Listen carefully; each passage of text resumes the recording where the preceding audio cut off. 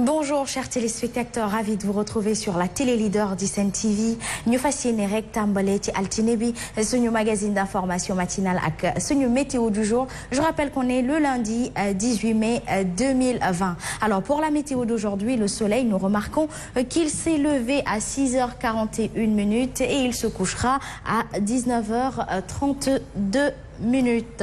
Voilà, donc plus précisément, nous allons à la découverte de nos prévisions météo en matinée. Alors ci bëccëg gi ñu gis ne ni Ndakaaru dafay affiché li nga xamante ni mooy 26 degrés, Thiès benn dëkk ñaari gaar di 24 degrés, fële si Diourbel dañuy gis ne ni la température ci bëccëg gi dafay nekk 25 degrés fële ci Fatick it 40 degrés fii ci Kaolack. ñu gis ni Kaffrine en matinée dina affiché li nga xamante ni mooy 26 degrés ba noppi affiché ko it fële ci Ziguinchor, Sédhiou 39 degrés, Kolda 42 degrés également à Kédougou, Tambacounda 41 degrés, 42 degrés ba tey rek fi nga xamante ni mooy dans la zone nord fële ci Louga, 36 degrés fële ci Ndar Géej di Saint-Louis, 43 degrés it fii ci Matam. ñu seetlu ni en matinée ci bëccëg gi maanaam Matam mooy gën a tàng ci région Sénégal yi.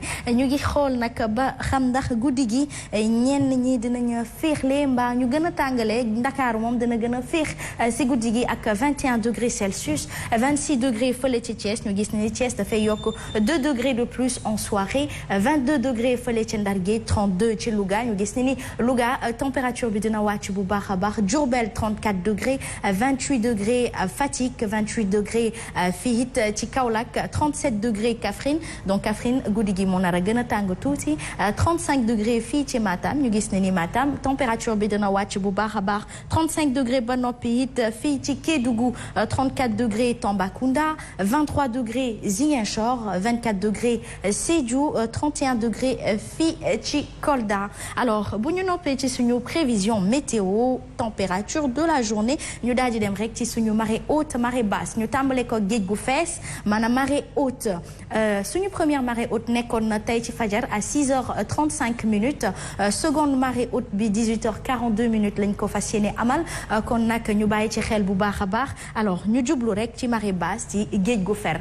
suñu géej gu fer nag ñu tàmbale ko ñu gis ne ni ba ca njëkk ci guddi gi la woon ci ay minuit 19 minutes. Donc c'était cette nuit à minuit 19 minutes ba ca topp 12h27 lay amee ci li nga xamante ni mooy yor bi. kon ñu bàyyi ko xel bu baax a baax. lii moo nekkoon nag suñu prévision météo de ce lundi. comme ni ma leen dalalee sànq rek ñoo ngi ci suba teel kon ci noonu nag laay fas yéene rek daal di jublu ci samay collègues samay naataango ngir rek yebbi lañ liñ leen indil.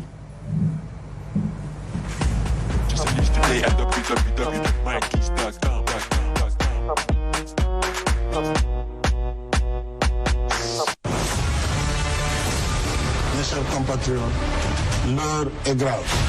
ndax Covid-19 weeru koor gaa ngi dëgmal faaw ñu am lu leen wéttali ci seeni dëkkuwaay. Sen TV jagle leen programme spécial di lundi au vendredi 19h bu nekk di ngeen seetaan seen émission l'essentiel 19h45 ngeen seetaan xibaar yu mag yi ci kàllaamay nasaraan juróom-ñetti waxtu bu jotee itam seen série Mœurs 20h30 ngeen seetaan seen xibaar yu mag yi ci kàllaamay Kocc Barma. jàpp leen ba tey ci programme bi ñu leen jagleel ci weeru koor gi dimanche ak àllarba bu nekk 21h ngeen seetaan seen saison 2 ci série Madior ak Dior. talaata ajjuma bu nekk itam bu 21h jotee di ngeen mën a seetaan seen série Allo DG. ba tey am na sketch yeneen yu am solo yu leen di wéttali ci programme yi leen Sen TV jagleel wala ci grand plateau di ñëw bis bu nekk à partir de 22h mbokk yi des leen ànd ak ñun ci programme yu am solo yu ñu leen jagleel.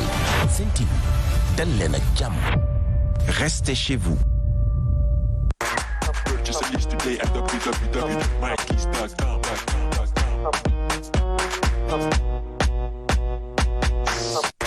Purchase a list today at www.mykeys.com.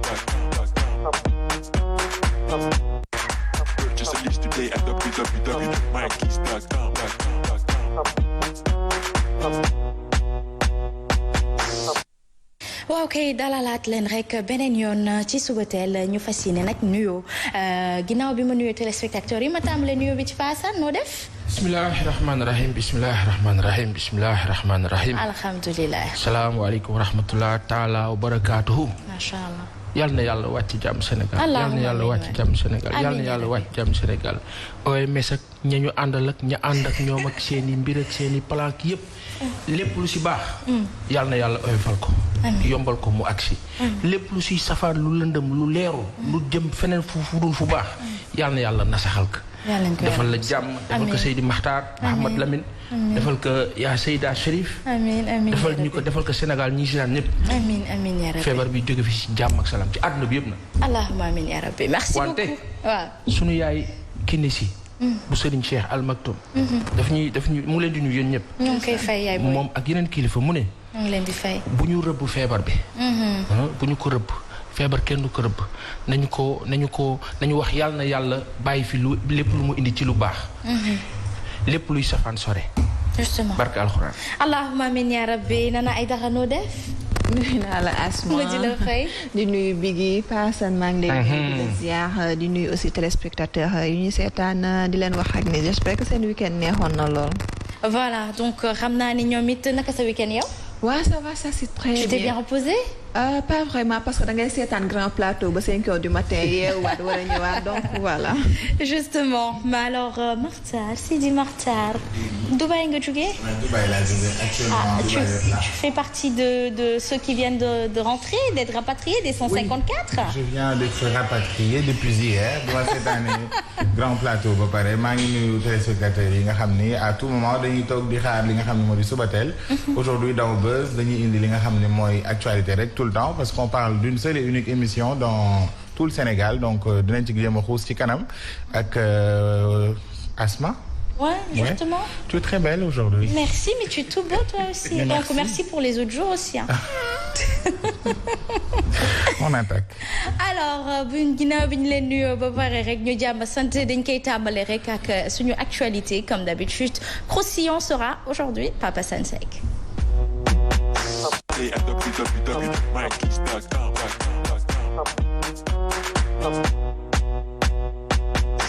Amounda Aïcha. bon xam nga on va faire un truc très simple. justement damay dem seeti Adama Sow. xam nga Adama dina fi ñëw sax fan yi incha allah dañu koy seeti parce que moom sa sélection parfois wala lu si ëpp sax daanaka. suñu kilifa boobu dafay nekk loo xam ne daf ñuy oyofal liggéey bi ci lu bare. wax na reprise des audiences tribunaux wax na révélation surprenante du docteur Cheikh boobu intéressé na ma docteur Cheikh Sokhna. boobu intéressé na ma dafa wax lu am solo mu ne l'Institut Pasteur a refusé de donner la souche de la Covid-19 à l'IRSF du professeur Souleymane Mboup. maanaam ñaari. institution yooyu nga xamante ni yàlla daf leen may xam-xam ci wàllu mbirum virologie bii ñu nekk ak lépp luy microbe ñoom dañu ñàkk collaborer wante ki nga xamante ni moo jiite ñàkk collaborer bi mooy Pasteur docteur Cheikh Sokhna mooy kooku ñu doon wax ne dafay liggéey ak kii di Didier Raoult bi nekk Marseille mu xamal ñu ne ci émission bu mu doon amal ak suñu mbokk yële ci Sud FM objection ne daal li nga xamante ni mooy permettre RSF bu professeur Souleymane Mboup mën na def liggéeyam ni mu waree pour jàpp ci xeex bi loolu la ko Pasteur bañal ba mujj gi ki nga xamante ni mooy Souleymane Mboup mu ngi mujj am lu ni mel fële ca Marseille ci docteur boobu ñuy wax di ci rawul nga xam ni xaritam la léegi loolu mooy lan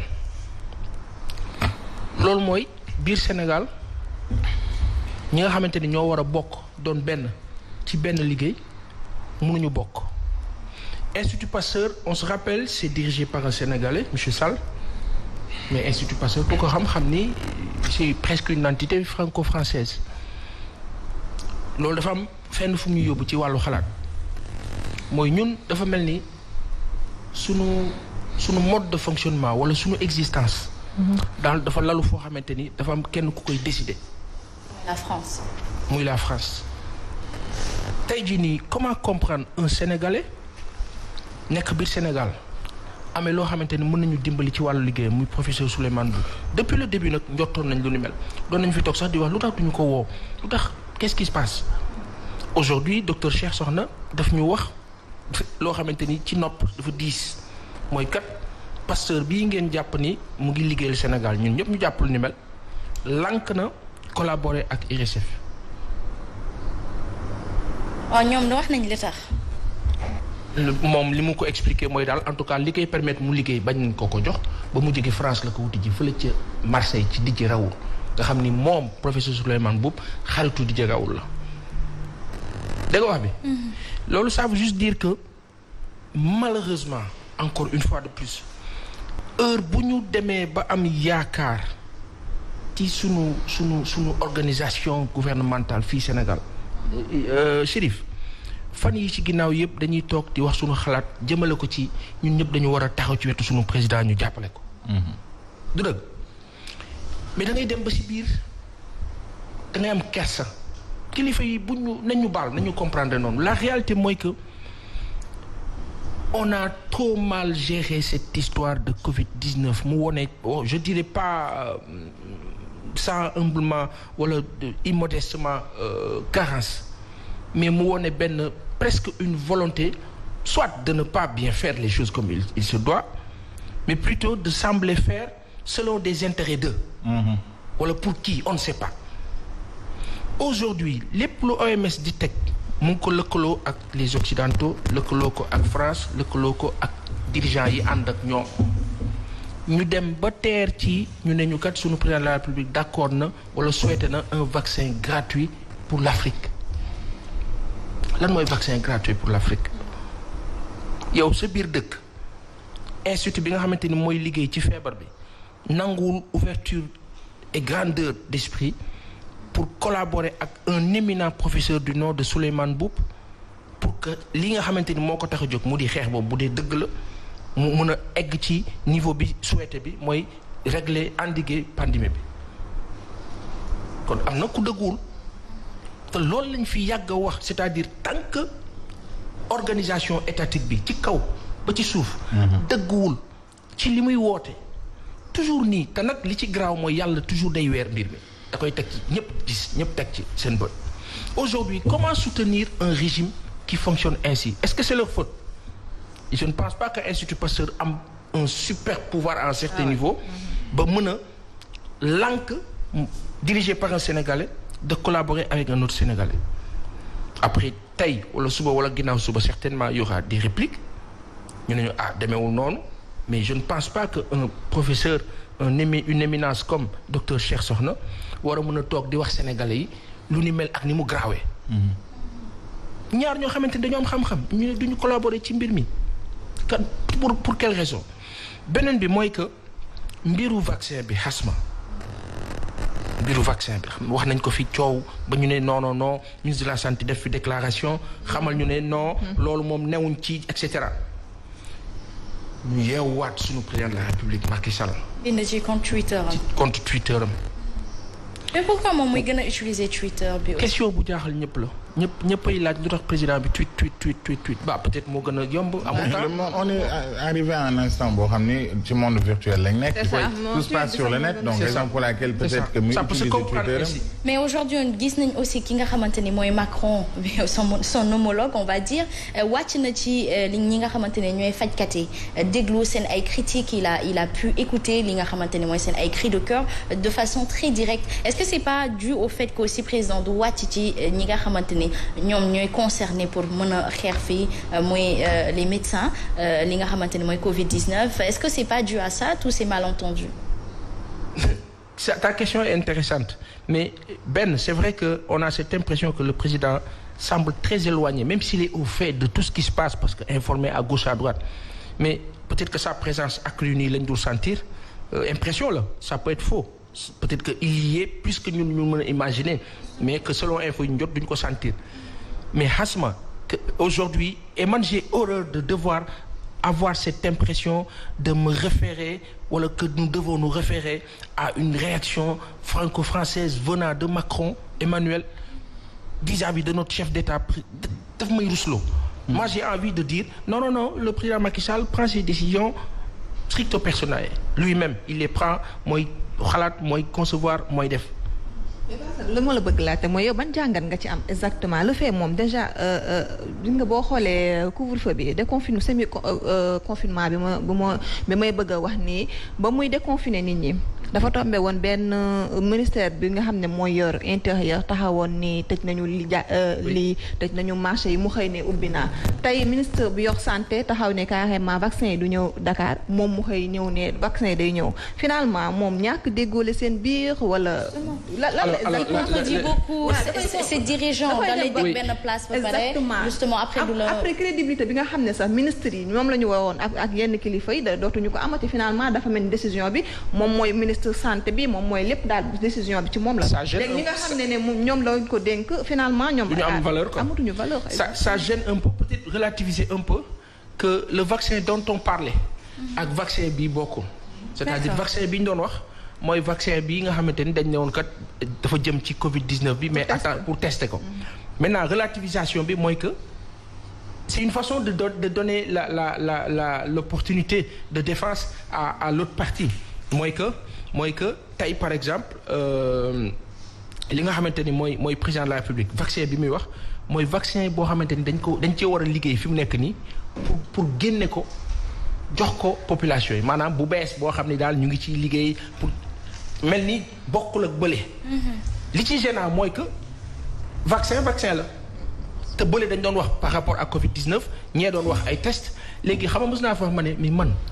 test yi ñuy wax sax ba gaa yi defuñu ko sax ba nelawloo ñu buy yàgg comme Jean-Paul Mira boobu nga xamante ne moo defoon sortie boobu di médecin bu mag defoon sortie boobu wax ne est-ce que duñu ko testé africain nangam comme dañ ñu wax ne nekkoon na fii ci hôpital principal en 2016 man sama xel bu gàtt mun damay xalaat rek. damay ne mais waa yéen 2016 ba waa ji du ca jamono jooju la def la muy def dem yoonam.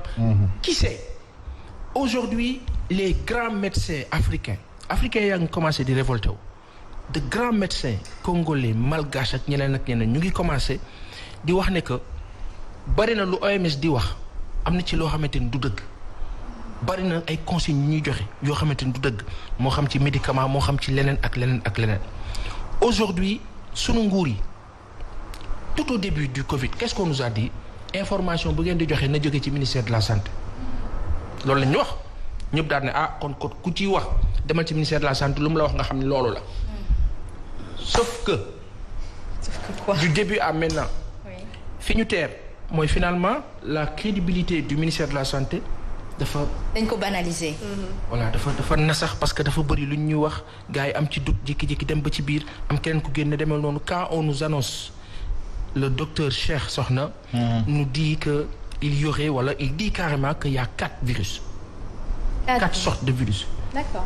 yoo xamante ni voilà moom ou docteur Thior je sais pas am na ko ci wax maintenant ce même docteur Thior qui nous dit état d'urgence bi amatul sens confinement bi amatul sens nañ bàyyi nit ñi ñu fonctionner et que presque contexte bi ñu nekk ak réalité bi ñuy dund nekk na réalité boo xamante ni du lu offusquant wala lu ragal lu comme ni ñu koy waxee donc finalement on se pose la question qui dit la vérité kan moo ñuy wax dëgg. Il faut écouter les professeurs ou l'État, c'est ça?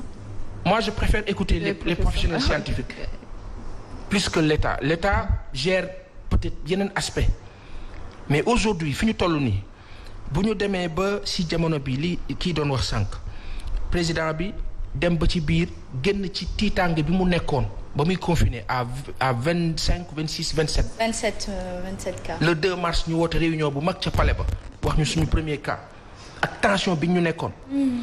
à presque 2000 et poussière ñu dund dem leen liggéeyi ba waa UMS Union des magistrats du Sénégal lànk ne non du ci dal nangam ak nangam tribunaux yi il faut attention yenn jumaa yi ubbi ñenn ñi di tergiverser dans l'ensemble on se rend compte nom de Dieu que lu ñu doon yàgg di wax fii. mooy fii ñu nekk nii moom la ñu waroon tàmbalee. maanaam ñu dund ak virus bi. organisation ba dundoon ak virus bi dès le départ docteur Thior waxoon na ko. mais ci tànge est-ce que du moom moo ñu jàppoon mais dès le départ mais sauf que il faut que nos dirigeants apprennent à dire non aux institutions internationales. justement. OMS FMI Banque mondiale nangam. Madagascar rek. quand le président malgache dit non aujourd'hui ce qui me fait peur li ñu fiy wax nii yëpp graaw xam lu sama problème. lu tax sama président de la république président nga baal ma de lu tax président waxatul ci waxi Covid organique. est-ce que du li waa OMS laajte recette bi ñu bañ président. non Madagascar le président malgache a été très prudent. il est très clair dans ce qu'il disait mooy que du ma defar sama médicament ba pare yow boo fekkee da nga cee soxla lenn da ngay ñëw ci man. référence yi yëpp maa ko yor. c'est commercial donc bu fekkee dañ ko war a defar ci man la war a jóge. bu fekkee dañ ko war a produire ci man la war a jóge loolu mooy dëgg. justement mais jox ñu affaire bi bu subaa dara xew ci ñu ne gis ngeen de malgache ñoo ñu ko joxoon. c'est ça en fait qui se passe et après africains yi dañu war a yeewu léegi c'est-à-dire que tubaab bi dañuy yàgg nax quand un médecin congolais dama fàtte turam nous parle d'espérance de vie mais beaucoup d'Africains sont morts à 60 ans à 65 ans nangam parce que simplement des vaccins yu leen tubaab bi defaloon mu anéantir leen sur une durée mais nulle femme. Fama noo def. Asma maa ngi fii très captivant di Paasan doon wax rek nekk ci biir di nuyu Biggi di nuyu Nana nuyu Paasan nuyu aussi nos amis fidèles téléspectateurs. merci ñu dalal ak jàmm après ñu waxtaan. ok Papa Sène tout de bleu vêtu macha allah. tout de bleu vêtu voilà. merci beaucoup. Bakar nga ne.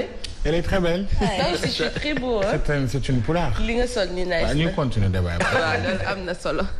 Asma. justement. il faut que ñun ñëpp yow Makhtar Fama Chérif man téléspectateurs yi ñuy seetaan il faut que ñoo xam ni mbir mi nekkatul nguur bi dafay ñëw ne ñu lii la ñu tap suñuy bët di dem.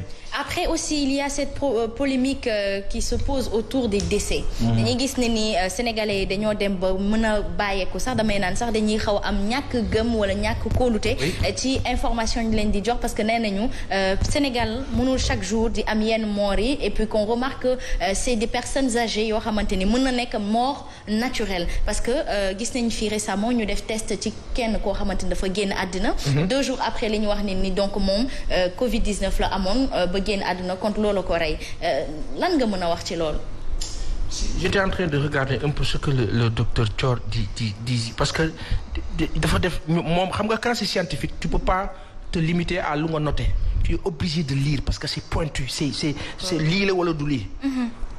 mais Asma ñu ngi ci guuta gu yéeme guuta gu compliqué boo xamante ni nous tous nous fonctionnons nous existons comme si il se passait rien du tout sama classe ke nag ñun suñu jaamu matul suñuy julli matul suñu dara matul wante benn constante moo ñu leer ci suñu yaxin moo ko yàlla dafa àppal tàmbali ak fin moo xam kuy dund ak ku dul dund loolu lu ñu gëm la moo ñuy permettre peut-être ñu nekk à l'aise how whatever lu xew alhamdulillah mais ci biir loolu on est regardant et on se rend compte que bari na lu ñuy wax loo xam ne du dëgg il faut que suñu dirigeants yi regarde l'histoire de l'honorariat décret signé non président bee ko signé wu ko te signature yi doon benn kan mooy wax dëgg te nguur nag bu demee ba population di am xel ñaar ci moom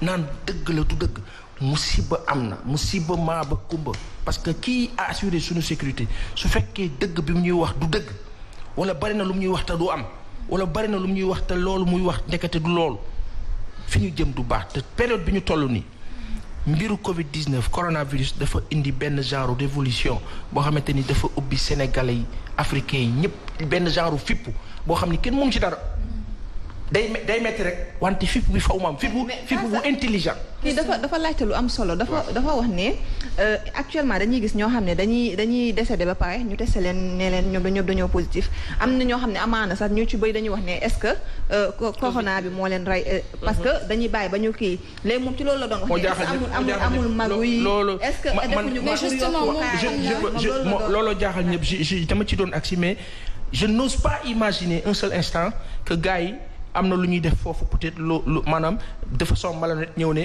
noo diw dafa dee ci corona alors que du dëgg. wante il y a des familles qui démentent am na ñuy démentir wante. c'est ça am na famille bu démentir wante bu ma defee bu ma. c'est pas kii bi mais waaw. mooy la première à être décédée wala non pas première bi ci fan yi yàggu dara.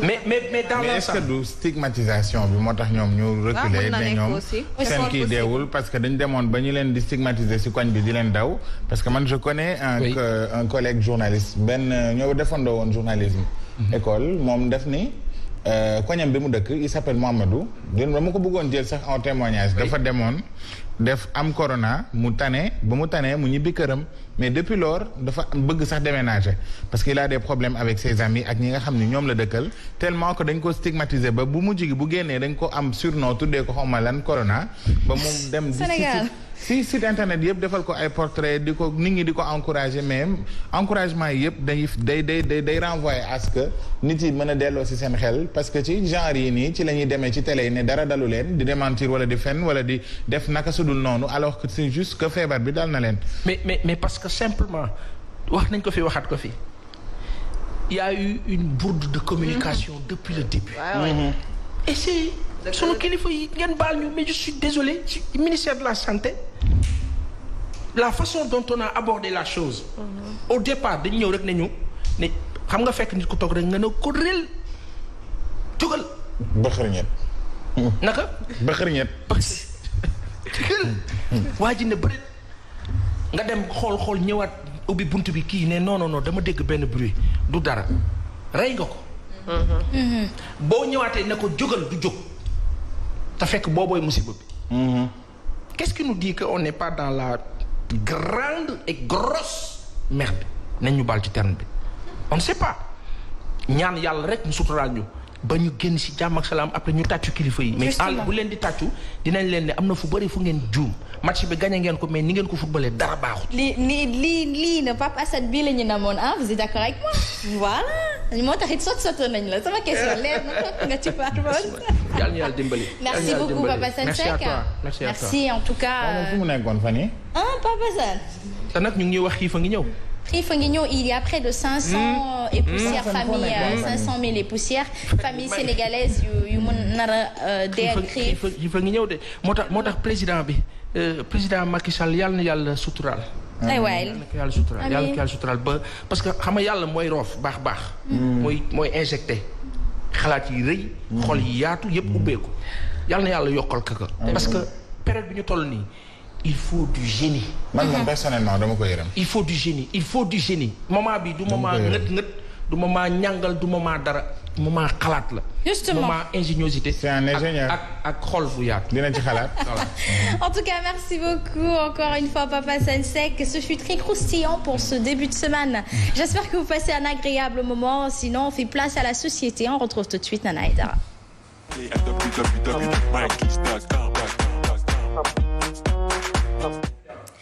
Soyons prudents comme le dit Pape Assane Seck oui soyez-le aussi restez chez vous wala bokk ngeen moytu rek bu ko defee rek ñëpp mucc ci feebar gi Nana Aidara ñu waxtaane woon samedi dernier li nga xamante ne mooy relation diggante belle-mère ak belle-sœur biñ ko wax ak belle-fille justement alors ñu dem ba peccorga bi ma yóbbaale te temps moom de laa diw bër dama koy seetaan rek boobu tamit xaw nekk relation wujju peccorga ouais elle joue un rôle vraiment on la découvre dans une autre angle mais mu nekk ay relation yoo xamante ni daal en général day bëri jafe-jafe surtout diggante goro bu ndaw ak goro bu mag thème bi nag lu ko sabab paasan bokk na ci daam bi nga xam ne dañ koo faat fële tey gorom bu ndaw moo ko faat mu nekk loo xam ne ñun personnellement paasan moo sax attiré sama attention ci loolu mooy bi mooy ñetti koor ci ren day am jigéen ñoom dañuy rey te rey bu xaw a metti lay nekk daaw gis nañ ki nga xam ne moo lakkoon jëkkër ji daawaati jéej ki nga xam ne moo soode woon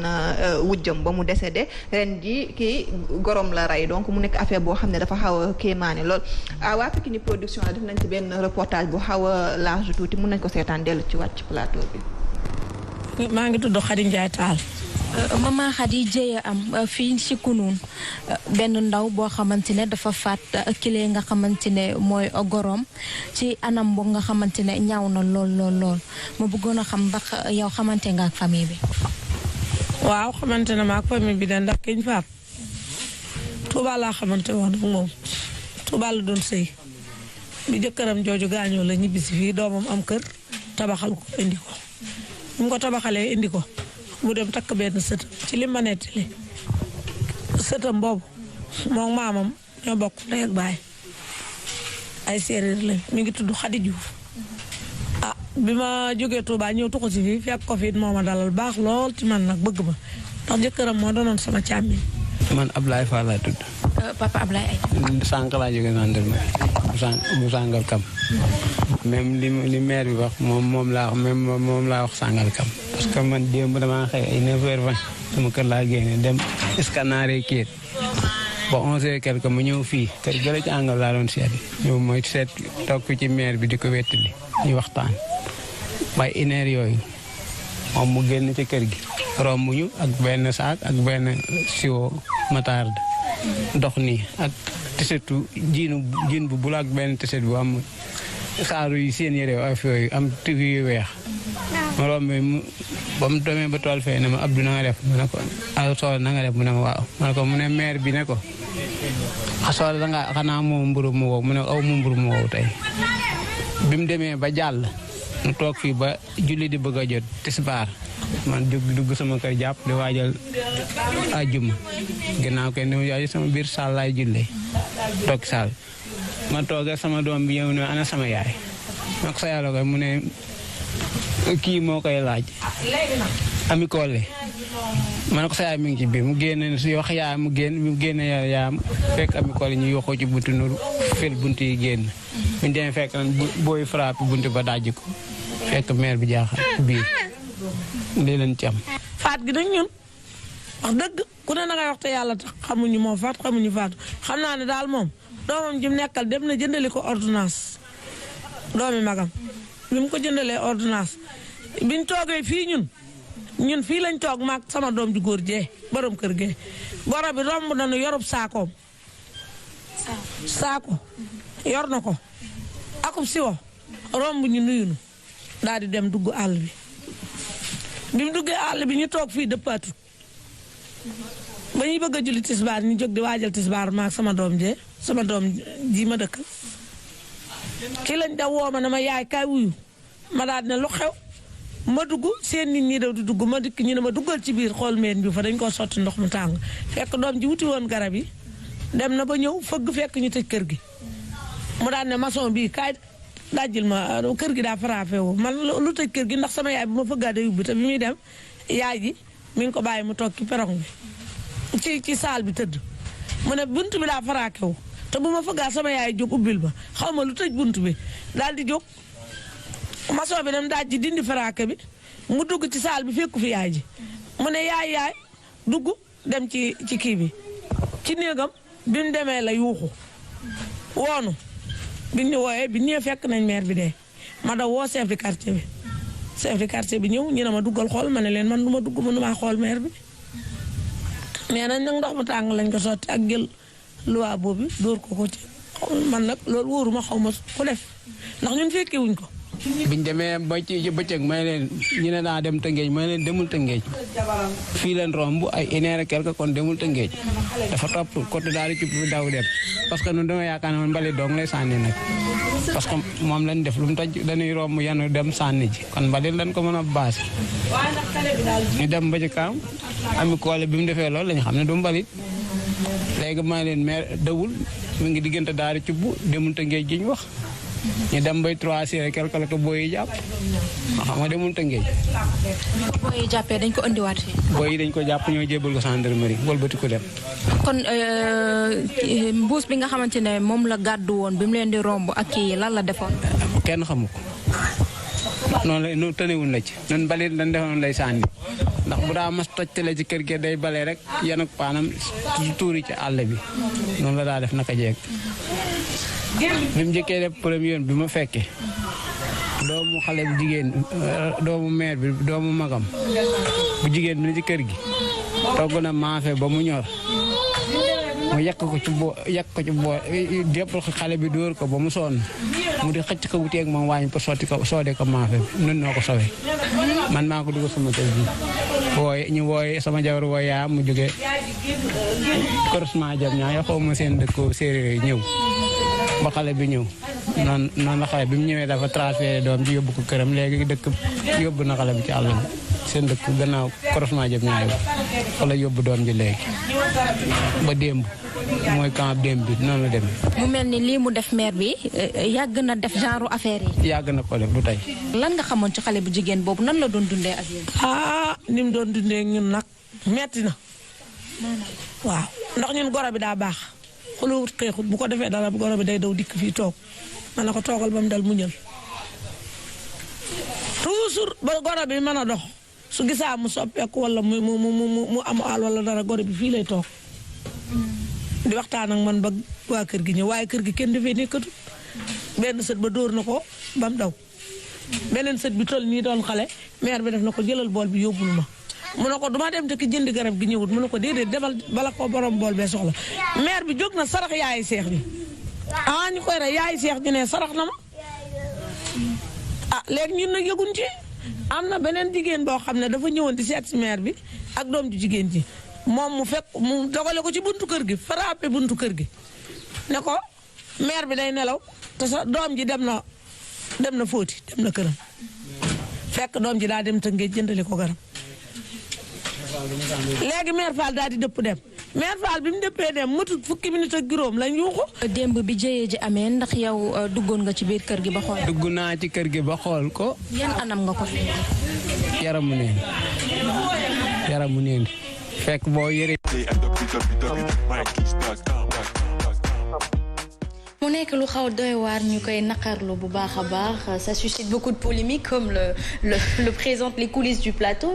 en tout cas doy na waar Asma yéeme na lool je pense que ni keroog jot nañ fi def thème dañuy remercier bu baax a baax waa Pikini Production yi nga xam ne ñoom ñoo demoon jëli ji reportage bi nii donc ñoom d'après lu ñu expliqué waa kër maire bi mooy que daaw ci heure yi mun nañ ko wax ni la maire bi paralysé woon parce que d'après ñoom xale bu jigéen bi moo jëloon cours dooroon ko maire bi paralysé donc ci kaay ma sang la mu sang ko naan loo ko 3 litres d'eau ba mu ko waree sang ñu pare mu jël ko tàngal ndox sotti ko ñu ne déet mu toj lavabo bi rendi ko donc violence boobu lañ fa àggee bon ñun mënuñu ko comprendre xamuñu lan moo xew exactement parce que extrémité violence bi man personnellement maa ngi koy soog a gis parce que mère bi nga xam ne dafa paralysé nga naan loo ko 3 litres d'eau forcé ko 3 litres quand même c'est pas voilà après ñu ne déet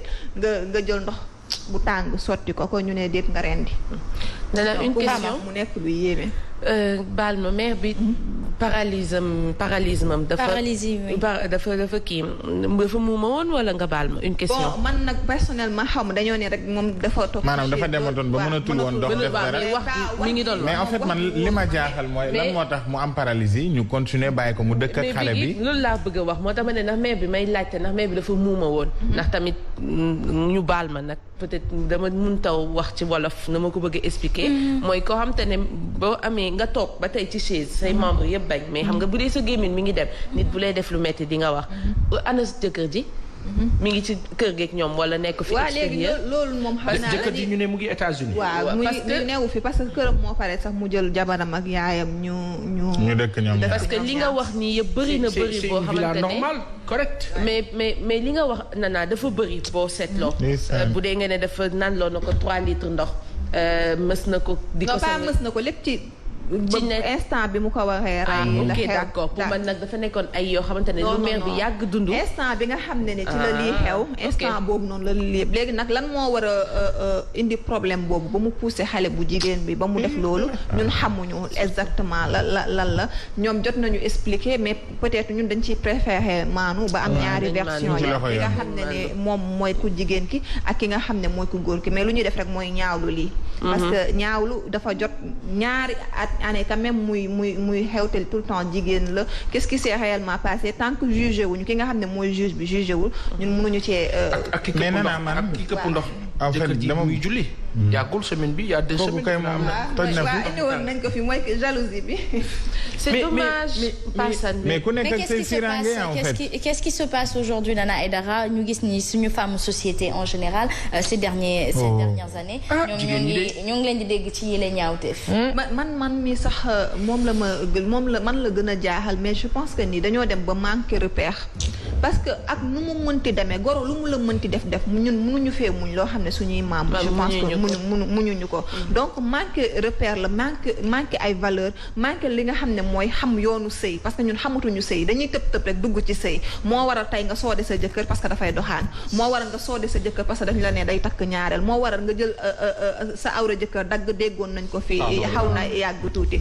donc yooyu noonu yëpp loolu yëpp ndax xamuñu wareefu sëy bu dee yow booy dugg ci sëy bi leer na la ni kii polygamie la signé à tout moment mën na takk boo ko déggee ci yenn yi même bu doon dafa signé monogamie sa warul la asama boo xamee da ko signé beneen bi mooy goro ak goro bu ndaw donc yi ñaar yooyu bu amee problème tout le temps ñun jigéen ñi tout le temps damay ñëwaat ci ñun xale yi parce que mère yi dëgg la man mi ko keroog wax na fi lu am solo sa yaay bu la jur mënul bokk ak ki nga xam ne ni da nga ñëw sees ci kër gi mais boo ko xoolee bëtu yaay amaana lu mu la def rek di nga ko war a mun a muñal donc lépp lu mu mënti demee rek ak nu mu mënti demee affaire yi warul mun a àgg ci benn niveau boo xam ne rey soode rendi ak yooyu ci war a am. mais lan mooy indi problème yi tout le temps entre les belles filles ak les belles mères ñoom ñaar problème bi man je ne comprends absolument pas du tout. parce que mais par exemple ñun góor ñi par exemple suñu fiir mën na egg fu ne paasan ku fiir nga man ku fiir laa et cetera donc mais c'est vrai mais jigéen dafa mel ni fiiram moo gën a atroce ko bésu góor. parce que ba léegi am na yenn cas yu grave yoo xam ne ci jigéen nga koy dégg ci moromu jigéenam maanaam ci goro bu ndaw ak goro bu mag mais boo demee ba loolu am tey xam nga boo déggee ñu naan jëkkëram newu fi mais parce que peut-être dafa nekk ci waxtaan ak jëkkëram di ko wax version boppam bu jotee yaayam mu ne ko yaay ki xale la muñal ko et cetera mais tey mag bu demee ba am yenn âge yi dëkk ak goroom moom kese ñu nekk ñaari nit ci biir kër gi ñu njëkk am benn jëye bu fi am waa koñ bi réagiruñu ba xëy yàlla def li nga xamante ne am na mais y'a anguille sous roche aussi il faut que ñu def ay recherche xool beneen camp bu xale bu jigéen bi lan lañ ci wax ñun ñu daal di def comparaison mais c'est vrai que comparaison n'est pas raison mais quand même lu justice wax mooy yoon. mais aussi tey jii est-ce que Papa Sane xalaatoo leen ni que bu ñu fi dellu woon peine de mort parce que déggoon nañ benn sénégalais bu ko defoon fële ci Gambie Yaya Jammeh mujjee woon lépp ay fanam ñu gis ne ni ça s'était atténué est-ce que il faut pas revenir à la peine de mort justement. je sais pas si peine de mort ou pas mais man li ma jaaxal ci cas bi ma gis nii.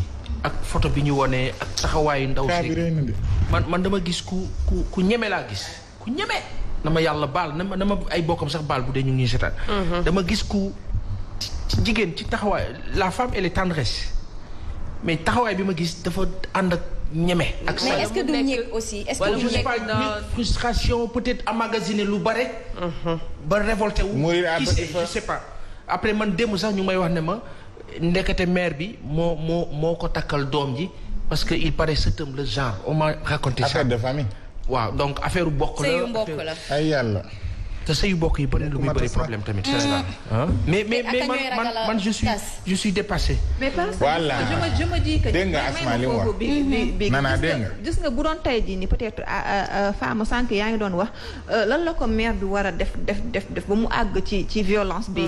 mais si c'était pas prémédité nga yaakaar ni dina tàngal ndox sotti ñu ne déet mu naan loo ko parce que bu dee lu journaliste yi wax ak li nga xam ne ki ma jot téléphone loolu la ma expliqué ki nga xam ne dafa jege famille bi donc man je me dis que c'est un peu prémédité. parce que yow le temps ngay jël nga koy naan loo ndox di jël ndox di ko sotti mu bañ a doy nga jëlaat dara rendi ko donc ça veut dire que li nga xam ne lii da nga ko waajal du loo xam ne da nga ñëw ak ñëkk wala ak mer ak colère ñëw rek def ko nit ki ñu xam ne lii c'est pas prémédité da nga ko def parce que voilà ci instinct mais mun na dajale bi indi préméditation mais prémédité la rek ak mu mënti demee justement mais am na ay nit yoo xamante ni nana dañuy denc di emmagasiner boo xoolee ñi ci ëpp y a une étude même qui montre que benn extrême de folie bi wala les psychopathes yi reyee des meurtres en série li ci ëpp dañuy emmagasiner peut-être selon pendant leur enfance loo xamante ni mënuñu koon faj ñu màggee di faj di reyee pour faj loolu. xam nga préméditation tey bu dee bon duñu fi nekk ay juge mais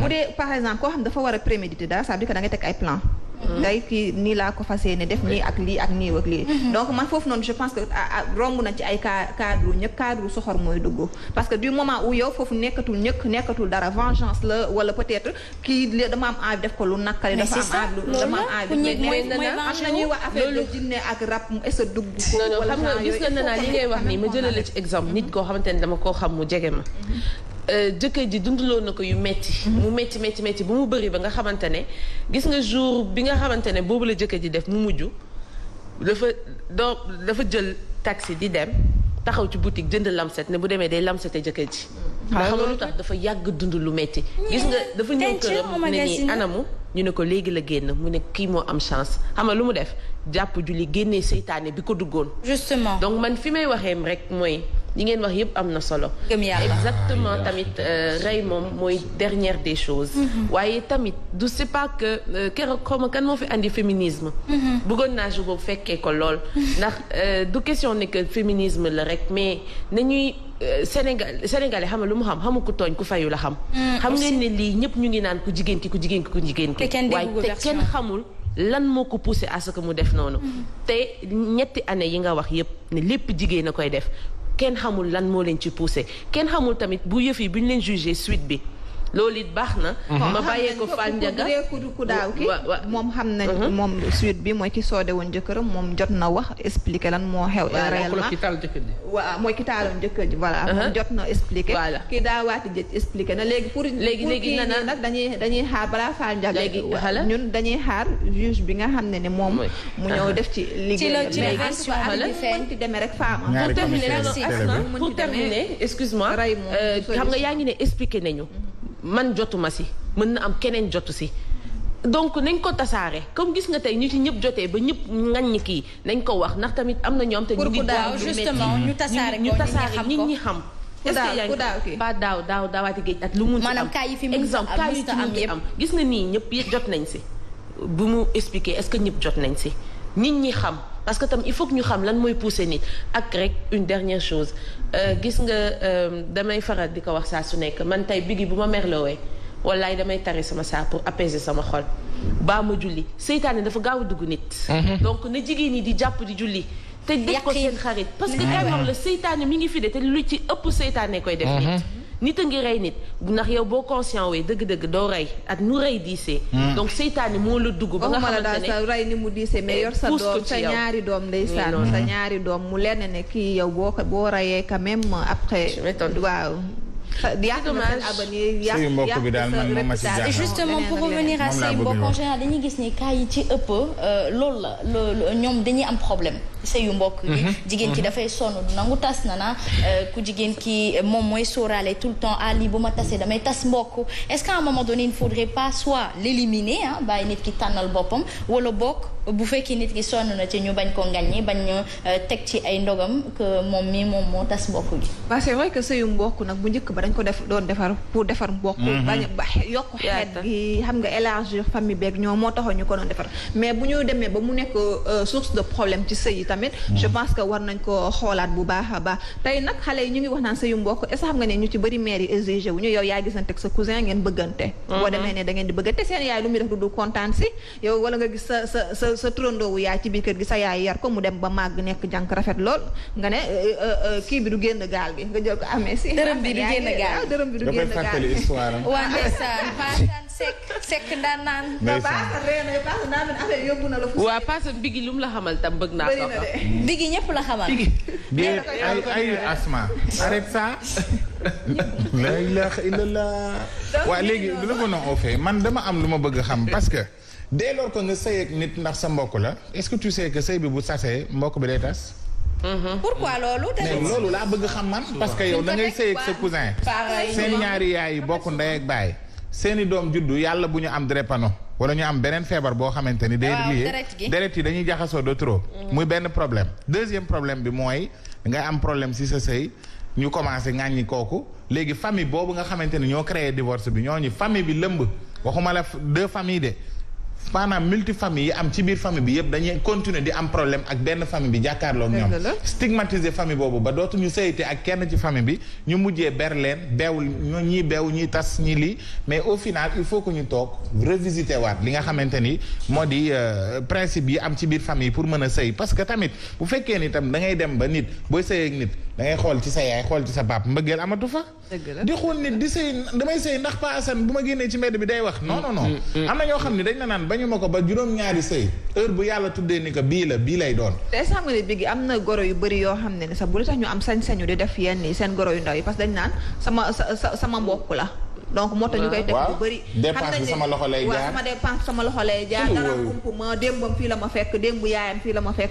donc lu ndaw ñu xasee la ko. yaayam baadoo la sama dooma njëkk a tekk ci famille bi. xoolal oh my God. assez souvent que mère yi aussi goro yu mag yi ñoom dañuy bëgg bu ñu c'est vrai sa doom bu sa goro gu ndaw gi bu la ko nangulee Pape Assane mu nekk loo xamante ni c'est possible mais bu ñu jëlee li nga xamante ne mooy dépense ndax jeeg bu sëy si yaakaar naa ni dépense bu doon jaar ci sa yaay ci moom la war a jaar moom nag mooy am xëy na xel xam na ni dafa fekk si mag te kooku yàgg na gérer këram mu delloo ko ci loxoom wala laaj ko yaay booy nan laa ci def mais dañuy gis en général ni mère yi dañuy dund seen jeunesse sacrifice ñi def yëpp pour seen doom amal dara wala am teraanga àddina dañ koy bëgg di récupérer alors que kooku foofu la war a tabaxee àddina moom ak njabootam ak soxnaam pour njabootam. problème mu dépense moom je pense que ni du fi gaaw a jug surtout sax ñi nga xam ne ñu ngi extérieur di. loo jëndal sa jabar jëndal ko war ko jëndal sa yaay.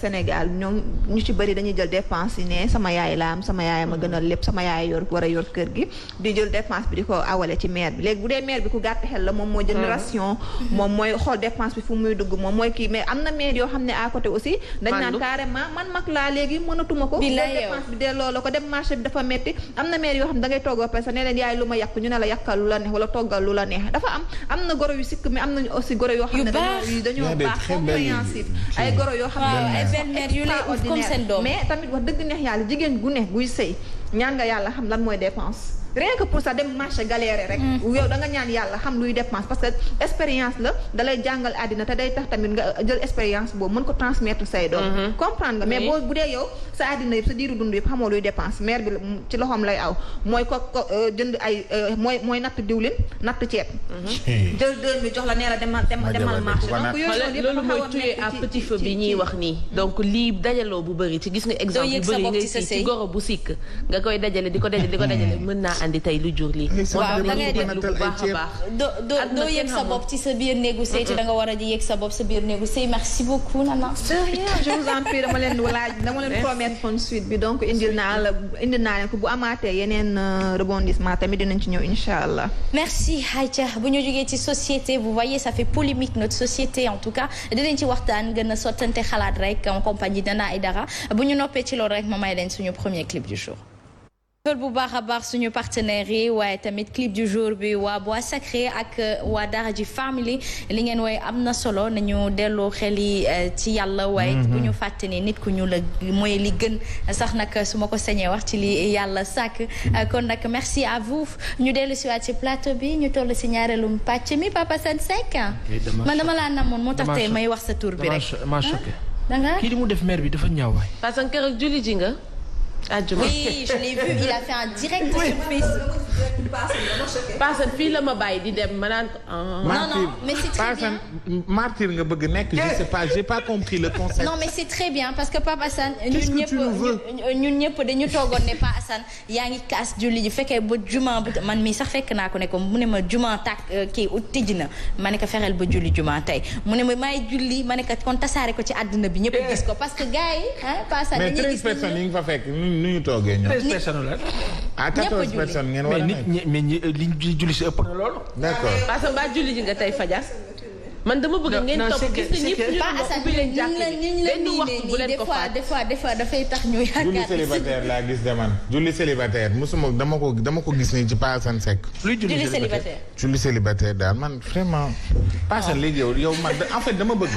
yow tey jii martyr nga bëgg def sa bopp wala boo génnee. yow presse bi dar la wala Macky Sall woo la wala opposition bi woo la wala lan yow lan nga bëgg léegi wala yow loolu naral Paasam kii julli nañu ci jàmm ak salaam organisé dëgg la ba pare li gën a xam lu yéeme ci julli ji damaa jël sama téléphone woote bëgg a dem julli ji Yoff génn rond-point bi mais gis jumaa ji waa ji di xutba ma wàcc ndànk def sa live déedéet wàcc julli ba ñu sëlmalee nag ba ñu julli ba sëlmal nag laa ne kar seede am na distanciation sociale bi waaye bàyyi ma amul police amul agent de sécurité nit ñi ñoo organiser seen bopp da ngay gis ku ñëw ñu la taxawal nii takk nga sa masque attends waaw ñëpp masque te ba pare affaire bi compliqué wul xoolal màkk waaw man nag comme ñu ngi ci thème social bi ak Nana man dama jël initiative bu dama la bëgg may soxna. julli bi sunu maam xasma sunu maam Serigne Cheikh moo wax ñu dégg mu ne sunu maam Seydi Hadj Malick ba tubaab ba ñëwee ñuy wax ci waxu peste ak nangam dana leen de am na jumaa ji buñ ko tëjee ñëpp dee. man foofu laa sukkandiku man déglu ma xadis bu ma rapporté wala gëm naa xadis nag waaye verset ëpp doole xadis. dëgg la Pa Assane. day wax xadis bi waaw. xadis waaye verset ba. verset bi julli ji leen. julli bi am na solo xam-xam gars yi théorisé nañ ko nu ne ku ne wax na. léegi nag man li ma def ay reetaan xam nga mooy lan. waaw léegi lan mooy problème mu jumaa ji. virus bi du dugg si jumaa ji. dañ fay takk yàlla dal sutura virus. moo dul dugg foofu. alxuraan du lakk virus bi du dugg si jumaa ji. mën naa wax waxal kay. Paasan man dama jël initiative dafa am koo xamante ne daf la bëgg. jege si ma pour mu may la non sérieusement. daf ma contacter nekkul sax Sénégal ne dafa bëgg Paasan Seck. ne moom laajul dara. bëgg nañu may ko parce que dafa sori. Paasan ku nekk bi lañ koy may. rubrique amagul parce que balaa ñuy dem di Covid minute Covid bi moom balaa ñu fay dem. ndax mi ngi lay seetaan. non minute Covid du am tey moom gaw ma dina am. minute Covid tey ministère. waaw yaakaaruma ko tey. dinañ waxtaan nañ def communiqué rek. non jaru ko Paasan parce que après nit ñi seen xel. nañ def communiqué rek. man doomu Abdourahim man du ma def loolu Paasan dama bëgg yow. ndax man ndaw si dama numéro am sax Paasan laa ci enregistré. ndeysaan. Papa Assane Seck xam nga Maktar day neexal waxtaan. mais Paasan nag jéeg bi bu ko jegee dañuy Cheikhou Tidiane. jéeg bu ko bëgg du ma fen de. bu ko jegee man yi sax am naa tante bu ko nee. barke Cheikhou Tidiane laa la waatal elle s'appelle Ndeya. boo bëggee ma wax la allahumma salli ala sayyidina Muhammad. mu ngi may bis si suuf man dama xaw a sonn. yàlla ñu yàlla doole sutura. allahumma mais li dafay wane nii rek da nga oyof da nga baax ak. j'aime li ça veut dire. allah xoolal nee na allahumma salli ala sayyidina Muhammad wa sallim. allahumma salli ala sayyidina Muhammad wa sallim. wax ko mu ñëw après naa ko woo. allahumma salli ala sayyidina Muhammad wa sallim. non mais. bi gi ragalal yàlla. non pas célibataire bi daf ci yàgg tuuti. mais dama bëgg affaire yi changer. parce que j'ai envie de voir benn personne boo xam ni dafay yeewu xëy si ñëw dugg jovial ubbi buntu yi. xaxataay di xeeñ tuuti cuuraay. di xeeñ tuuti cuuraay xam nga xaw a kii. non day bëgg ngay xeeñ cuuraay vendredi bi ngay bañ a costume. di kii di def ay kii jékki-jékki ana madame mi ngi fa. macha allah comme ni ñu koy defee Seydi Mokhtar Seydi kii ñu naan ana soxna Ndeya. yow de yow wuy ma c'est juste la wuy ma dafa am ku may waxal. elle s'appelle Ndeya. dafa am ku may waxal c'est juste la télé. je vous jure que c'est pas de la télé. c'est original c'est vrai parce que maam Sidi. moom ay nag Pa Assane fasu naarum góor la jar naa xëccoo. merci beaucoup Biggi. ay man Safia bu ndaw. lu ne dañ ko engagé yow am nga fi de. ayca ci noonu nag Biggi comme dafa mar waxte fas yéene ñoo waxtaanal. on retrouve tout de suite Biggi dans Lui et Vu sur le net. le buzz. voyez.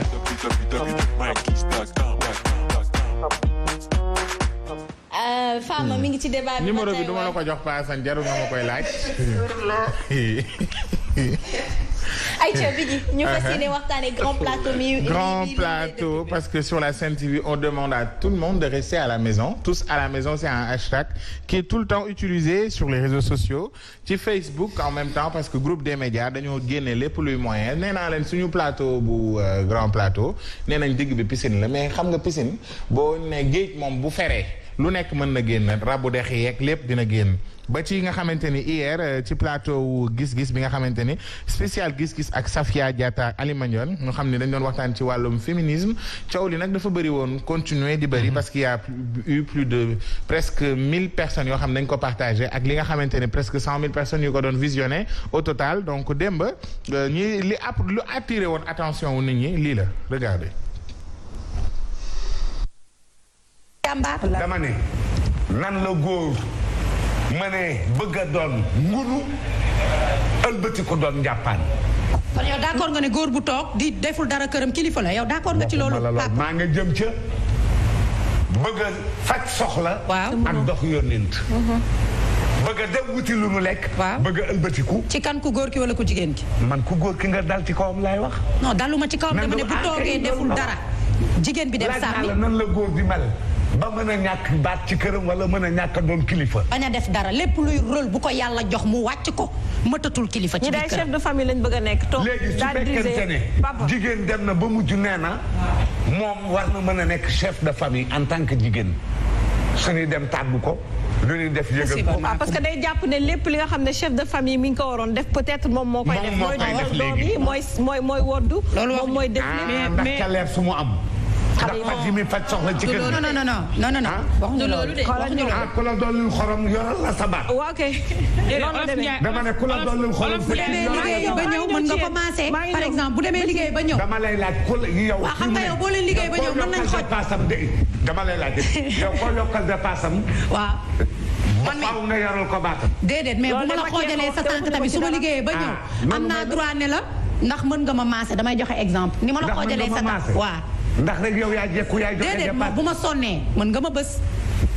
loolu leneen la. ah non dama lay jox exemple waaw léegi dama lay jox exemple que ne loolu yëpp ay complémentarité la ci biir couple boo xam ne góor sax mooy jël papa am na góor yoo xam ne cër bi leen yàlla jox ñooy jël seen jabar jiital ko ci kër gi ba nga foog ne jigéen bi moo ko woote fekk ne ku góor gi doom yi va voir maman non mais bu ko neexee sëy te fekk yaay joxe dépasse munuma waaw munuma laa bës léegi suba doo joxe dépasse te fekk yow la suñu borom may nga war a joxe dépasse dinaa joxe dépasse mais dinaa la woon ne mer naa dinaa la woon ne mer naa dem liggéey ji sonn yow defoo dara maa yar xale yi maay uti dépense bés ma munoo ko. dama ne fooy wane ne mer nga ndax ci kumba si ndax ci lal bi ci côté yëpp bu ma neexee ci côté yëpp papa dinaa wane ne mer naa.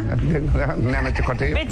jërëjëf jërëjëf sama gis-gis mooy yaa sayda jigéen nee na ko téye ci kumba si ak lal bi ak poos bi. bañu ma jigéen bu liggéey waaye nag sama morom yi nañu bàyyi xel tuuti ne àdduna du neex a neex ba jigéen am baat ci kanamu góor. Communiqué numéro 78 sur l'évolution de la pandémie Covid-19 au Sénégal. Ce lundi 18 mai 2020, le ministère de la Santé et de l'Action sociale a reçu les résultats des examens virologiques ci-après. Sur 1172 tests réalisés, 64 sont revenus positifs, soit un taux de positivité de 5,46%. Les cas positifs sont répartis comme suit. 59 contacts suivis par nos services, 5 cas issus de la transmission communautaire répartis entre Grand Yoff 1, Diamniadio 1, Fatick 1 et Touba 2. 103 patients hospitalisés ont été contrôlés négatifs, donc guéris. 11 cas graves sont pris en charge dans les services de réanimation. L'état de santé des autres patients hospitalisés est stable. À ce jour, 2544 cas ont été déclarés positifs, dont 1076 guéris, 26 décédés et donc 1441 sous traitement. Le ministère de la Santé et de l'Action sociale réaffirme son soutien total au personnel de santé et l'encourage à poursuivre la lutte contre la COVID-19 avec le même engagement et la même détermination. Par conséquent, il invite les populations à accompagner les efforts inlassables de ces acteurs de première ligne et les exhorte au respect strict des mesures de prévention collective et individuelle. asalaamaaleykum askan wi ci bésu tey bii di altine fukki fan ak juróom-ñett ci mois de mai 2020 jot nañu résultat yi ci mbas mi ñuy wax Covid-19 fii ci Sénégal ci junni ak téeméer ak juróom-ñaar fukk ak ñaar test yi nga xamante ne def nañ ko juróom-benn fukk ak ñeent dellu si nañ ànd ak doomu jàngoro ji ci yooyu juróom fukk ak juróom-ñeent mooy li nga xam ne moom la ñuy wax contact mooy ñi nga xamante ne suñ bërëbu liggéeyukaay yi ñoo leen di topp te di leen di saytu juróom ci ñoom la ñuy wax cas communautaire ñu ngi leen di fekk ci diiwaan yi benn ca Grand Yoff benn sa Diamniadio benn sa Fatick ñaar ca Touba téeméer ak ñett ñi nga xam ne feebar nañu te doon ci lalu hôpital yi bi ñu leen saytoo gisatuñu ci ñoom doomu jàngoro ji wër nañu fukk ak benn cas grave nag la ñu am tey ñi nga xamante ne ñu ngi ci bërëbu sawetaas yi ci hôpital yi ñi nga xamante ne ñoo tëdd ci lalu hôpital yi ci bésu tey bii seen yaram mi ngi am tan ci bésu tey bii dalee ko 2 mars ba léegi bi nga xamante ne ci la mbas mi dugg fii ci Sénégal ñu ngi toll ci 2 junni ak juróomi téeméer ak ñeent fukk ak ñeent ci ñi nga xamante ne ñoo am doomu jàngoro ji ci yooyu téeméer ak juróom-ñaar fukk ak juróom-benn wër nañu ñaar fukk ak juróom-benn génn nañu àddina ci ñi nga xamante ne fi mu nekk ñu ngi leen di jox traitement bi ci lalu hôpital yi ñu ngi toll ci junni ak ñeenti téeméer ak ñeent fukk ak benn. ministère de la santé et de l'action sociale mu ngi dolli di dooleel fajkat yi ñi nga xamante ne ñoo nekk ci l'hôpital yi ci centre de santé ak ñëpp ñi nga xamante ñu ngi leen di jàppaleel pour mun a daaneel mbas mi ñuy wax Covid 19. mu ngi leen di gën a dooleel di leen di ñaan ñu gën a jàpp ci loolu mu ngi wax tamit askan wi ne bu ñu gisee li nga xamante ne moom la waa kër docteur di def ak ñëpp ñu leen di jàppale nañu gën a ñoom tamit jàpp ci li ñuy wax prévention individuelle et collective maanaam mooy lépp loo xamante ne def nañu ko wala ñu ànd def ko ngir mbas mi génn Sénégal ba faw maa ngi leen di gërëm di leen sant wasalaam.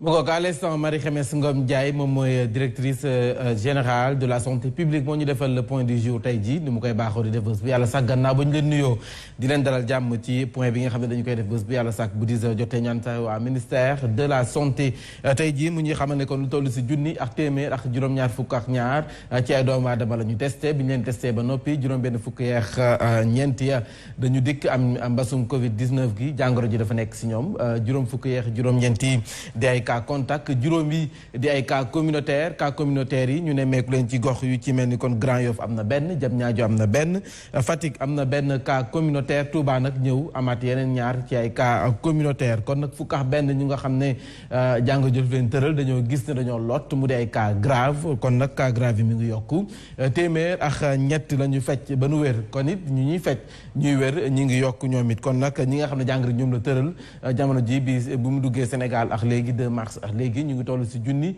ak ñeent téeméer ak ñeent fukk ak benn Mame Sidi laata ñu dem kon ci ki nga xam ne moom mooy Idrissa Diémé ci kanam tuuti ñu ànd ak moom en direct moom Idrissa Diémé dañuy ànd ak Major Alla Ngom fi nga xam ne Marie Khemesse moom fa la daanele foofu la ñu yëkkatee faw nag ñu dem ci yenn bërëb yi daal di leen di pomper dindi fa saleté bi waaye nit li nga xam ne mooy li am solo moo di ñu takk masque yi mesure barrière yi ñu bàyyi si xel bu baax dañuy jël Major Alla Ngom moo demoon marché Tilène pompe ko ànd seex maire Bamba Fall ñu dikkaat.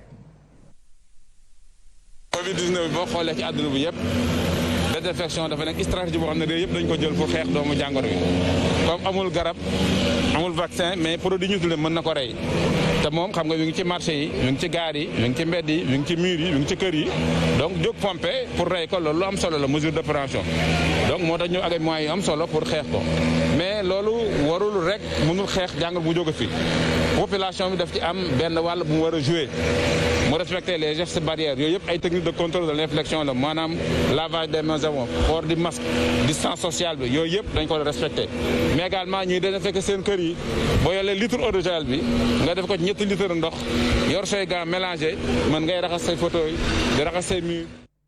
voilà Major Alla Ngom ngeen doon am moom mu demoon marché Tilène foofii sa Médina ànd ak maire ba Bamba Fall ngir nag pompe bërëb ba ñaax na askan wi naam pompe bi nag lu am solo la ngir jële fi microbe bi waaye askan wi nañu sarloo li nga xam ne moom mooy digle yi masque yi nañu koy takk bañ rassemblement yi yenn bërëb yi nga xam ne nit ñi dañu fay daje ñu daal di koy moytu lu ñu ko gën a moytu mu gën a baax ñu wutali sa Linguère Mars Ndiaye lañu fay fekk foofee askan wa ci ay jafe-jafe la ñu nekk rawatina ñi nga xam ne ñoo fi am seen ay kërug liggéey di ay waay taaba jamono ji liggéey ba doxul te dara waralu ko nag lu dul mbasum Covid 19 gi ca Linguère ñu fekk fa Mars Ndiaye.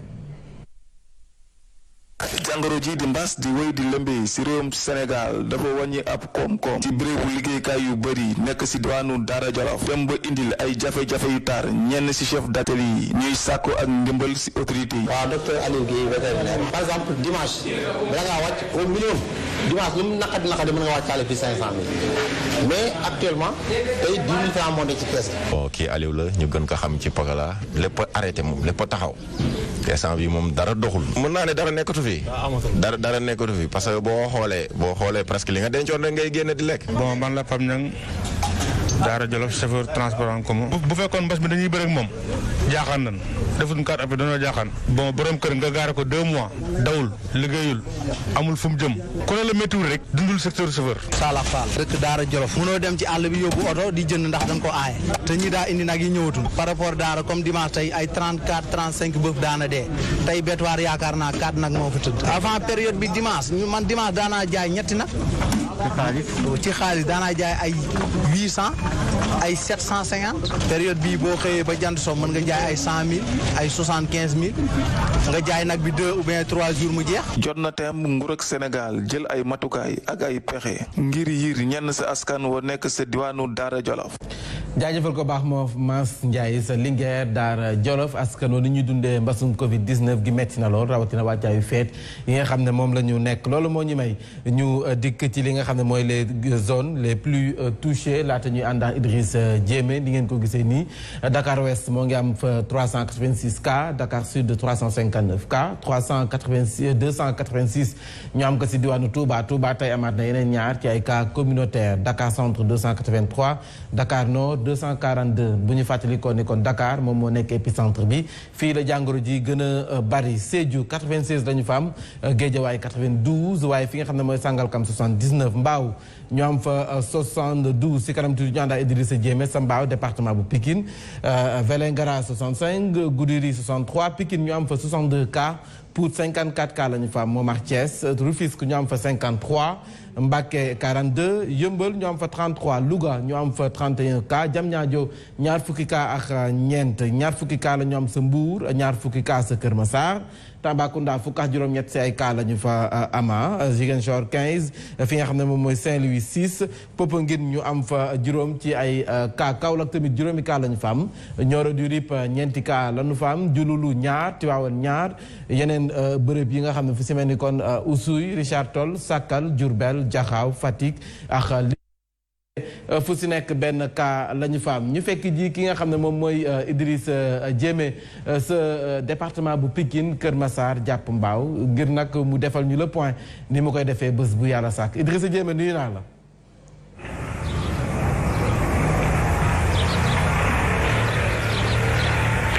Mambay gannaaw ba ñu nuyoo di nuyu waa plateau Subatel di wax ni rek point du jour coronavirus ba su altine bi daanaka récap la ñuy def lu jëmee ci wàllu coronavirus gis nañu que ba mu dooreeg ba léegi département bu Pikine ñu ngi ci tollu 187 cas yoo xam ne lu positif la lu jëmee ci wàllu coronavirus gisee nañ ko ci yooyee cas sax jàpp leen ni au moins am nañ ci lu ëpp 20 cas issus de la transmission communautaire ba mas bi tàmbaleeg léegi ci biir département bu Pikine yooyu lalu nag ci ñeenti district sanitaire yu nekk ci département bi ñu fàttali nii te district bu Mbao ba léegi moom moo ëppale ay cas 80 autant pour moi 72 cas yoo xam ne yu positif la jëmee ci wàllu coronavirus bu ci tegu mooy daanaka district bu Pikine moom la am 62 cas Yeumbeul ñëw en troisième position ak 33 cas Kër Massar ñëw ak 20 cas yoo xam ne positif la lu jëmee ci wàllu coronavirus loolee nag Mambay boo xoolee bu baax a baax ba mbas bi tàmbaleeg léegi gis nañ ni que mu ngi évoluer crescendo fi nga xam ne moo nekk département bu Pikine ci fàttali ni ak ñeenti district sanitaire yoo xam ne ñoo ko composé donte nag ñoo ngi leen ko doon fàttali Mbao moom le nag moo ci ëppale ak districtam waaye ñu fàttali ni district Mbao boobee sax juróomi commune ñoo ko lal district bu Pikine moom le juróom-ñaari commune ñoo fa ne district bu Yeumbeul foofee jàppale ne ñaari commune ñoo ko seek mooy Yeumbeul Nord ak Yeumbeul Sud district bu Kër Massar moom itam ñaari commune maanaam commune bu Yeumbeul commune bu Kër Massar autant pour moi ak commune bu Malika Mambay de façon ramassée mu nekkoon tey loo xam ne indi nañ leen ko ci fàttali ni dañoo def benn récap rek point corona ba mu tàmbaleeg léegi ci département bu Pikine ñu fàttali ni 187 cas lañ amagum fi nga xam ne moo nekk département bu Pikine Mambay. jaajëf Idrissa Diémé ñu koy jaajëfal bu baax tey moom gis nañ masque bi kenn du ne matul de masque bi moom boo fa dëgg na yàlla mat na sëkk jaajëfal ko Idrissa Diémé waaye nag laata ñuy def ak fàttali ci li nga xam ne moom mooy point tey jii dañuy dem sa biti réew tey Pape Manta daf ñu ko def waaye ci Afrique wërngal këpp jàppale ne kon ñi nga xam ne ñoo fa amee jàngoro ñu ngi toll ci 81 201 waaye ñi ci faatu ñu ngi toll ci 22 696 ci ay décès àdduna bi wërngal këpp 4 651 119 ñoo ci amee njàngoroy mbas mi 312 119 ñoom ñoo si ñàkk seen bakken mu di point bi nga xam ne moom la ñu mën a am sa biti réew di leen fàttali ni kon tey jii nag li nga xam ne moom la ñu jot a testé ñu ngi toll ci 1172 bi ñu leen testé ba noppi dañu dikk 64 la ñu gis ne ñoo ci amee jàngoro ji 69 yi dañu di ay cas contact 5 yi dañu di ay cas communautaire yi ñu ne meeku leen ci gox yu ci mel ni Grand Yoff benn Diamniadio benn Fatick benn waaye Touba ñëw am ñaar ci ay cas communautaire fukk ak benn ñi nga xam ne dañoo feebaroon jot nañu leen fecc ba ñu wér wala sax fukk ak benn ay cas grave la ñu dañu lottu jamono ji jàngoro ju sonal leen téeméer ak ñett la ñu fecc ba ñu wér bi jàngoro ji duggee Sénégal ak léegi ñi mu tëral ñu ngi toll si junni yu toftal ñeenti téeméer ak ñeent fukk ak benn ñi nga xam ne ñoom la ñu fecc ba ñu wér na ñu ngi toll ci 1176 guéris la ñu am jàngoro ji li mu laal bi mu duggee Sénégal ak léegi ñu ngi toll si 2584 mu nekkoon le point du jour ñaandoon seex Marie Khemesse Ngom Ndiaye rendez-vous bi kon demain lay doon 10h ñu fës kee ne àndax waa Subatel def beneen point. waa kay Aïcha ñu di la jaajëfal bu baax a baax merci beaucoup Mame Mbaye. merci Asma. yàlla na fi yàlla gaaw jëlee feebar bi waaye. allahumma amiin allahumma amiin. mu muccal ñu ci suñu ay njaboot te mbir yi di gën a leer buñ ko def coro business nañ ko def rek dàq coronavirus. waaw c'est vrai de am na ñoo xam ne yàkkamtiwuñu feebar bi jeex de ndax dañ ciy gis seen bopp. ah dëgg la de waaye mara day tàlli musiba la. yàlla baax na dina ko fi jëlee. yàlla nañ ci yàlla musal. allahumma amiin. ayca ba ëllëg incha allah ñu desandi woon ci Biggi est-ce que duñu lancé waat élément bi sax. fàttali téléspectateur xam nga luy mara day tàlli. mara day tàlli déedéet xaw ma lu muy fiire waaye xam naa ni benn expression la pour wax tout simplement subhanallah. mara day MC. mara day MC. d'accord loolu la ñuy wax non Mara Dieye Taali mooy yàlla na ñëw Mara Dieye MC mooy yàlla na dem. yàlla na dem d'accord. ok jeex na tàkk. maam Sidi jox ayca ñu dem te ñëw. loolu mënul am. wax dëgg. mooy nag gis nga jigéen. baat mooy liggéey xëccu maya. fi mu toll nii dañu naan jigéen dafa war a muus mais muus ci ban muus. jigéen dafa pour man jigéen dafa war a muus ci sa alaaji ñëw tàngee ca mbedd ma ñëw riir wutal si la. nga ne ko ku tedd ki maa ngi jéggalu. baax maa ngi tuub. man loolu laa xam ci jigéen da ngay nooy. yaa ngi dee jigéen da ngay nooy.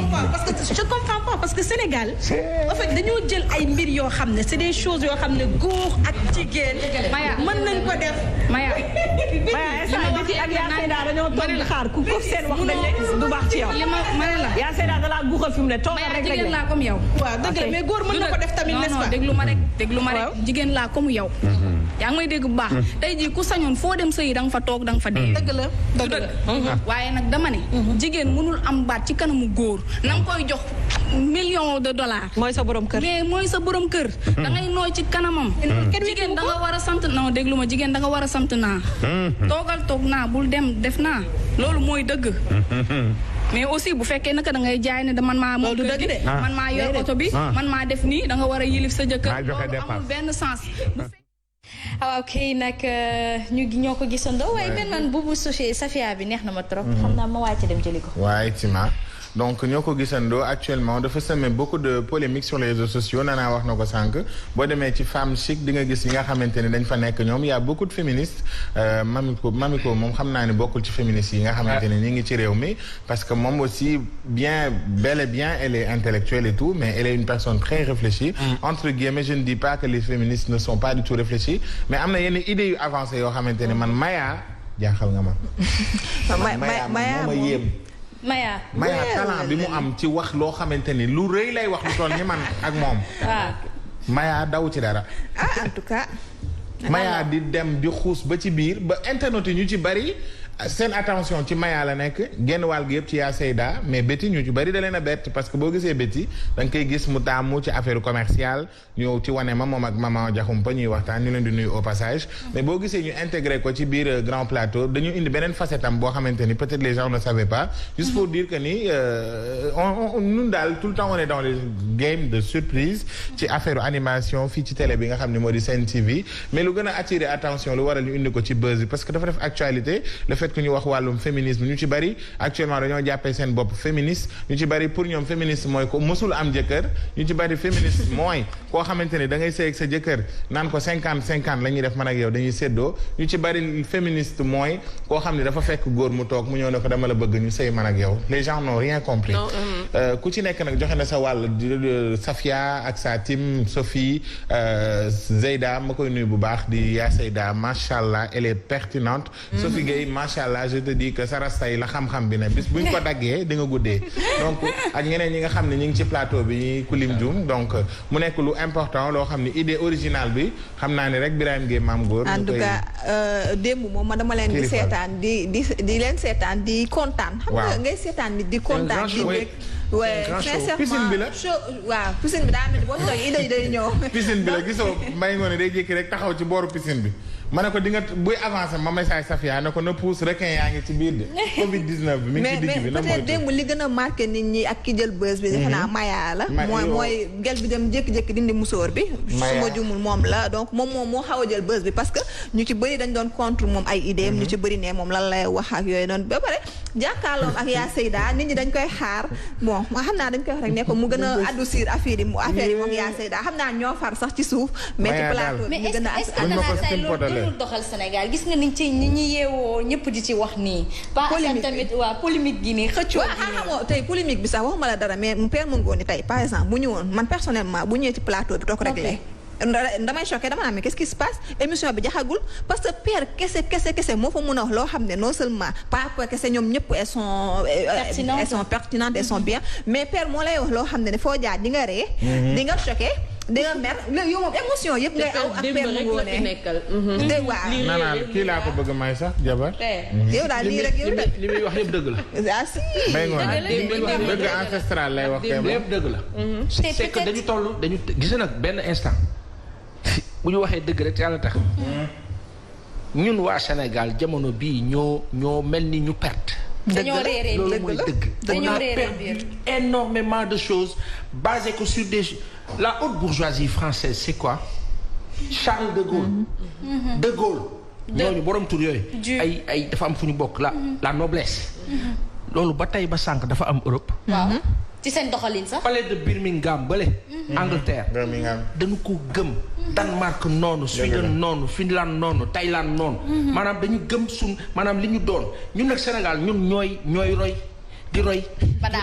di roy teg ko nag ci ay thèse ak convention signée. ak xam nga lan njàng mu rëy. bu ñu bàyyiwul li ñu nekkee. dafa am lu ñu moom. loo xam ne ñun la. ci li ñu war a sax.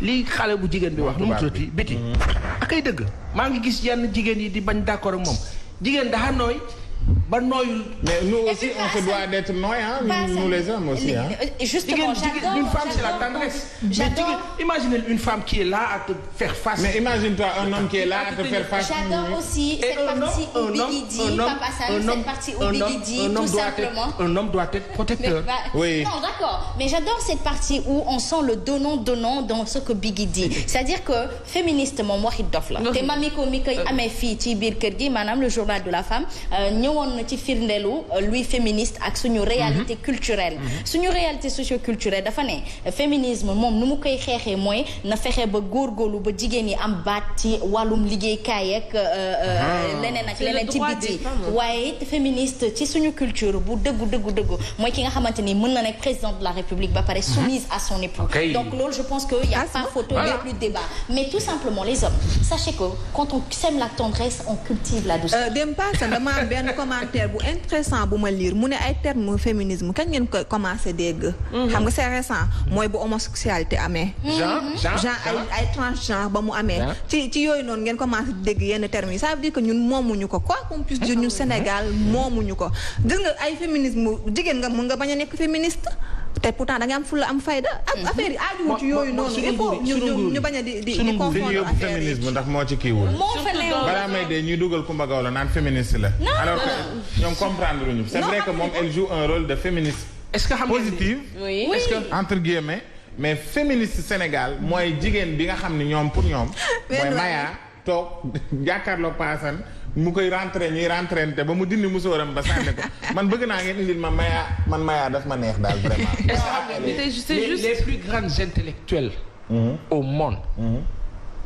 ba ci l'une des femmes les plus riches en Afrique. J'aime pas exploiter le terme soumise.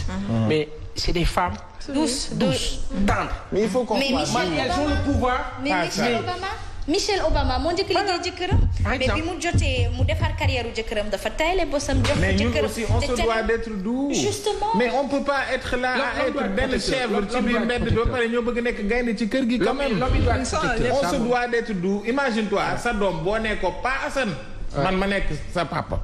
Pa Assane ñëwal xale bi fit bi naaw. parce que dañoo on n'est pas doux à la maison. bu ñu génnee ci biti nag bu ñu roqee ne taaj ñu ne wax nga dëgg mais fake il faut que ñu dindi li nga xam ne moo di fake bi moom il faut que on enlève ça dans la tête. góor ñun on se doit. à toi non mais sérieux on se doit d'être doux. man femme je me dois ma toppatoo ko parce que sama am ci yow lay feeñ en tant que femme. ki nga xamante ne moo mat a jël référence sax muy sang bi. Seydina Mohamed sallallahu alayhi wa sallam sama turandoo kenn du moom la ki nga xamante ne mooy ay jabaram. donc tey booy lire ci yenn affaire hadis yi di nga dégg ñuy wax ne que sax góor nii la war a mel ak jabar tamit. donc mooy douceur bi ngeen di wax. dañ koo tasaarewul bu baax tamit exactement moo tax mu baax góor yi sax balaa ñoo tax jabar tamit gëstuwaat bu baax a baax. beneen bi muy féministe bi ñuy wax nii jigéenu réew mi dañu am sama genre yi rek dégg nañ ko rek dugg ca. exactement c'est vrai on est féministe fokk ne que fépp la. droit te féminisme mooy droit des femmes. mooy défendre ko ci anam yenn yu bëri. liggéey ci yenn secteurs yi. égalité de la femme de l'homme peut-être dans les entreprises et autres. le mariage c'est deux personnes. mais ci biir ménage ak suñu ay culture. non franchement est-ce que tu sais que je me pose la question bu l'islam ne woon limiter leen seen i bëgg-bëgg ci benn jabar di nga gis ñu tuub nekk chrétien. Je te le dis. J'ai dit ça à la télé. parce que ma yaayam wax yu toll na yow. non mais je te dis parce que sénégalais non am na benn page Facebook boo xamante ni day wax loolu nee na sénégalais yi les musulmans da ngeen di gis koo xamante ni su l'islam ne woon benn jabar ngeen di am di nga gis ku xëy rek tubbi daw dem làq bi fa le nee na dama xëy dara feeñu ma. parce que ñun dafa mel ni que le registre d'être monogame ne nous arrange pas wala d'être fidèle à nos femmes ne nous arrange pas wala d'être fidèle avec nos parents ne nous arrange pas man je sais pas c'est quoi le problème. ba féminisme bi di ñu amal problème. j'aimerais bien voir choc confrontation de génération. est-ce que Mactar li mu wax lay na rëy na moom ni man assumé naa ko. mais non je ne pense pas non xanaa xamoon ni yaa ngi naan nga ne l'islam bu ne woon. doomam doon wax ne que dafa jabetoon mu sonaloon ko lool ñëwoon na ko seet si sax États-Unis ba dellu si waat waaye mu nekkoon nit bi nga xamante ne dafa bëgg Sénégal ci lu doom ji wax ndax même bu mu nekkee ak moom bitim réew sax dafa daal di ne dafa yàkkam ci dellu si waat lépp rek ngir bëgg réewam moom nag Ndeye Seck signature macha allah nekkoon na nit boo xamante ne bëgg na cosaan bëgg na li mu doon def muy wëy gi mu bu nga xamante ne moom lañ ko ràññee fële ca Thiès mu bëggoon ko lool nag lépp lu mu mës a wëy rek daal dinaa yeete ku mu wëy tamit da nga def li tax mu daal di lay wéy ñu ngi koy jaale ay mbokkam jaale ko képp ki nga xamante ne mooy jigéenu Sorano yi ndax génération wu ñoom xaar mbay ma jàggal ak ñoom Mama Kiné ñoom ñooñu ñoo daal doon bokkoon donc ñoom ñëpp ñoo daal di bokkoon génération donc ñu ngi leen koy jaale bu baax a baax jaale ko waa Thiès monde musique Thiès jaale ko monde musique Sénégal yëpp sax di ko ñaan rek yàlla xaare ko àjjana jaale ko ay mbokkam ay doomam ak Exidex moom suñu confrère ak képp ki nga xamante ne bégal na la ndax démb da ngay gis commentaire yi ku nekk di naan macha allah mës na ma wëyal li nga xamante ne gis naa ci sama bopp ku nekk di ko daal di wax donc ñu ngi koy jàlle képp Sénégal yëpp. ba pare li ci gën a neex ndeysaan mooy wayam daf ñoo marqué mooy signature bi. Mame Sidi d'ailleurs on peut regarder la vidéo bu ñu ñëwee ma wax kan la wayaloon signature.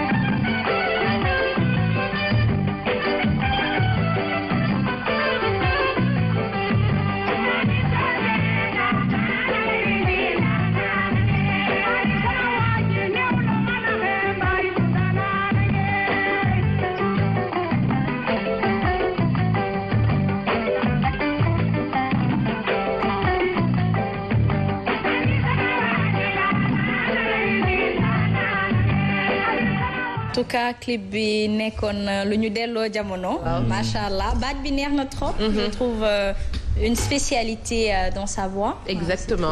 Exactement Asma elle avait une voix qui la différenciée sax peut-être des autres looloo neexoon jamonoy démb daal du tey mag ñi li ñu amoon naam mi ngi ci xale yenn yi waaye du ñoom ñëpp mag ñi li ñu daan woy dafa daan am solo waaye tamit li ñu daan wax xam ni ñu ko daan tegee xam charte musique yoonu musique yooyu yëpp mag ñi dañ ci daan bàyyi xel bu baax a baax waaye nag li ñu déglu léegi muy signature ci li ñu dégg nee nañ que woy bi mi ngi ko njëkk woy en 1978 90 mu delloo si waat ko waaye 95 ci la daal di génnee son bii nii nag ci la daal di nekk carton daal di nekk tube ki nga xamante ne moo di Cheikh Tidiane Tall nekkoon claviste bi moom itamit yàlla na ko yàlla yërëm te xaare ko aljana ñu ngi ko ciy gis démb sax da ngay gis ñu daal di leen ñaanal ñoom ñaar ñëpp moom itamit mu def lu bëri ci wàllu musique sénégalaise ki mu woy nag di Mame Balla Tall nekkoon jigéen ju mën góor jigéen joo xamante ne bu mën góor raaree dëgg ca la ko nekk jigéen bu jàmbaare jigéen boo xamante ne ci social rek la doon dox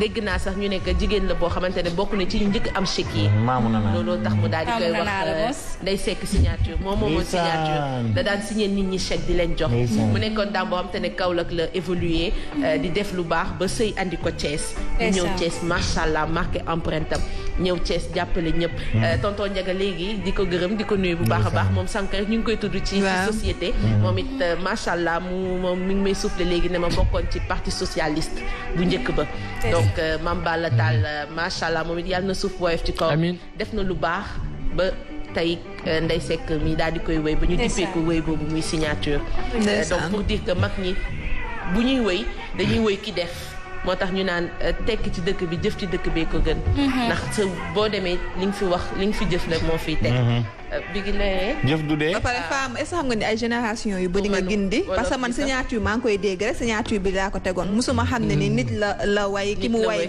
lii la doon ma des fois nag baax na yow lañ koy dénk mag yi ñu daan way dañu koy indi parce que lii moom tey moom découverte dëgg la ci man personnellement xaw ma ko xaw ma ko félicitation à toi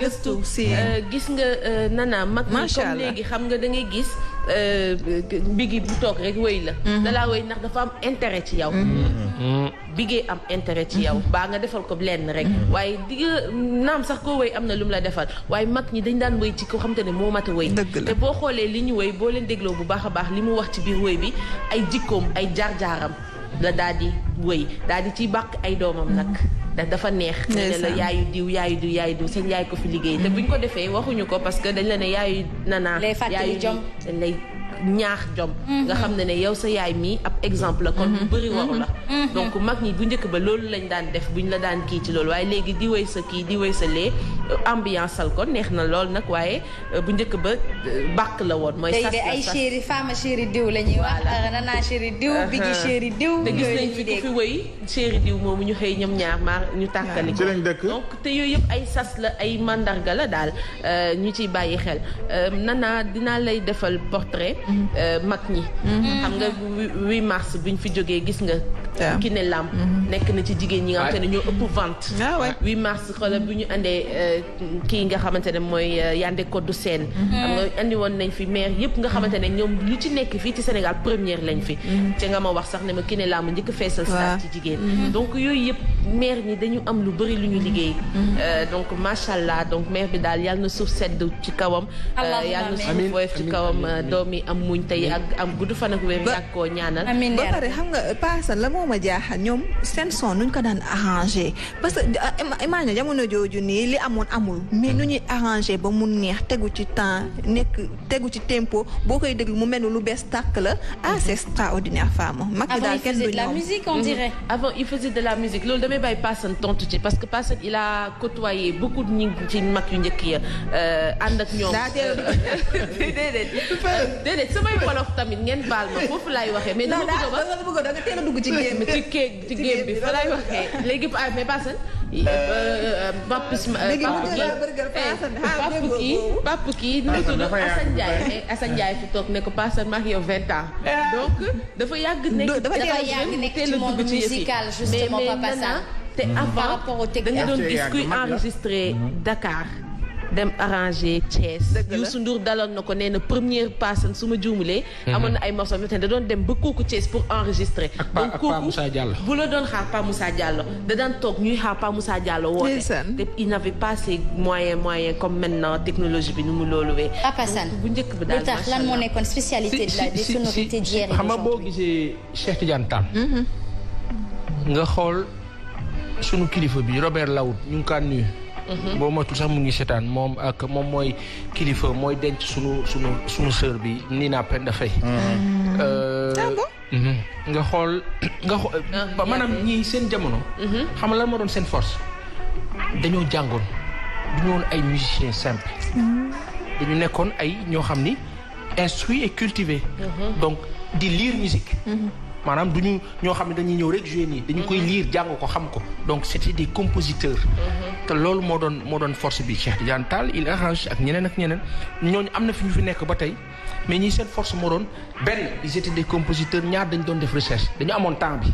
te Sénégal jamono boobu méttiwul woon. c'était pas métti woon na mais nekkuñu woon ci course effrénée de survie boo xamante ni ñi doon musique ñoom dañ ko taloon. mënoon ko bëgg ko passionné ci. bokkul ak benn personne bu jóg rek boo amul lu mu def muy jàng guitare. jékki-jékki nekk instrumentiste di fayee ko cachet après di daw cachet gauche daw ko fii parce que dëkk bi dafa metti ñële seen temps dañ doon jóge fii comme ni ko Super Jamono defee woon ak xalam ak ñeneen dem Casamance toog fa ay weer di recherche. dëgg la pour jël ay son. surtout. c'était ça. ak tamit ci sañuñu woon génne loo xamante ne wala nga ñëw rek wax lii nii day un son pouvait prendre 5 mois. ou même plus.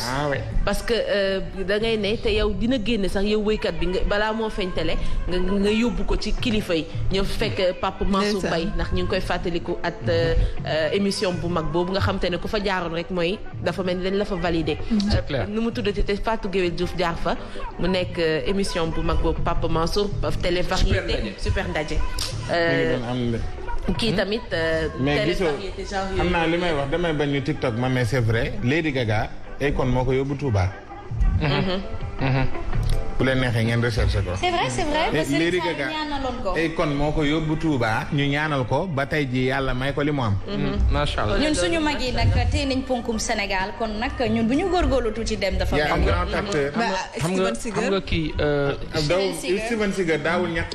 ñu indi ko fii ñàkk nii poor yi ubbeeku. mais Touba lañ ko yóbbu xelil ko café balaa moo naan ñàkk mu ñàkk tooy xeeb. moom Serigne Saliou lañ ko boole. voilà moom it même Lady Gaga. ñun on est très riche très fréquemment. oui ñun on est riche. waaw on est riche. am na bii Fama di wax par rapport ak musiciens yi. je donne l'exemple de feu Adama Faye. yàlla ko yàlla yërëm. dama ci doon def gëstu bu mag. daal ñu yàlla may sax ñu àggali ko parce que c'était important. Adama Faye était enseignant. c'est ça. c'est lui le compositeur de. dafa bokk ci famille Lamine Faye. mooy seen taw ndeysaan. seen papa directeur d'école Aziz Fall ñu ngi kaa nuyu mu ngi Suède. mu ñuy seetaan ñoom Adama Habib moo ma wax man Habib Faye.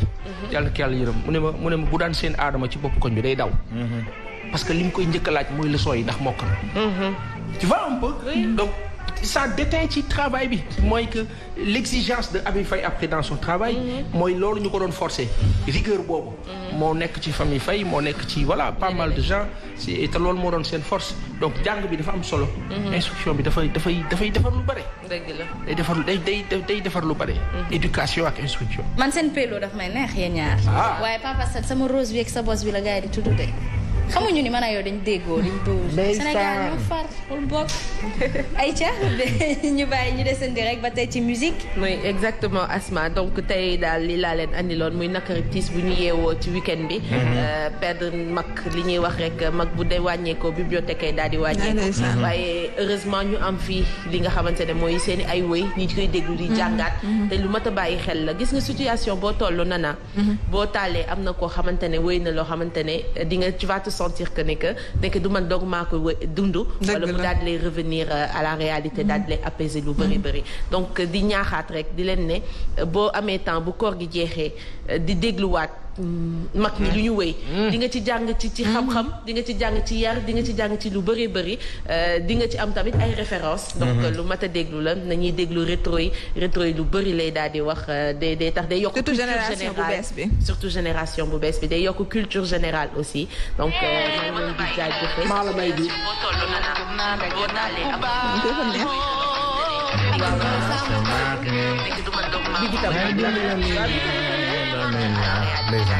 ci la xam ne daje naa ku baaxee. macha allah Biggi ku yàgg géem la ci yéen mag la. non Biggi dafa yàgg fréquenté ay mag xam naa ma ne ma bokk jikko. waaw mi ngi noonu Asma ba pare suñu yaay dañoo mën a wéy de. est-ce que tegoon ci temps ki ne laam li mu woy ma njaari Borso Ndiaye ba léegi nii mi ngi fi des. nu mu ko weyoon dem ci dina Biggi dem ci fàttali ma ko dama koo xaw a fàttali. ma njaari Borso Ndiaye bañ a fay. ma njaare Borso Ndiaye waliwula. Passa da yóbbu Biggi ni studio. daf na yóbbu ngeen juboo comme ça Ndéla daal di ko seet si foofu rek. Ndeya Passa bañul Ndeya de. bañu ko. pour yow mi mu yaakaar di la message léegi naan la bébé calme-toi. tasal émission bi heure c'est pas vrai. Nana Asma am mbégte bànneex bu neex a neex am kii dafa neex culture générale ci musique. lii du lenn de du question ñàkk am kii nii comme yu Biggi def ni mooy dafa yàgg déglu. am na lu mu ci jàngat am na leneen ak leneen. Pape Cheikh a ngi fi. dinañ ci dellusiwaat bu baax a baax lii laa leen andiloon tey. merci beaucoup mon oncle préféré tonton préféré laa ko wee tonton Fallou Ndiaye ak sama rakk yu baax yooyu noonu depuis Wakam maa ngi leen di nuyu ñoom ñëpp di leen def un gros bisou di remercier tamit ku jaar ci sañsa bi maam si di bind na ko léegi muy Baye Mbaye nekk fële ca lycée Limamou Laye numéro am dina jàll tout à l'heure merci beaucoup. merci à toi fii la ñuy nag ndax képp li nga xamante ni mooy Subatel fii la jeexee. ma amoon contenté ànd ci yéen. oui Subatel jeex na donc pour moi on se retrouve mercredi inchallah dans l'UEV sur le net. est-ce que doo ñëw suba sax. non da ngay neexal plateau yow. mercredi inchallah retrouvez-moi mercredi dans tu me dois un jour on est d'accord.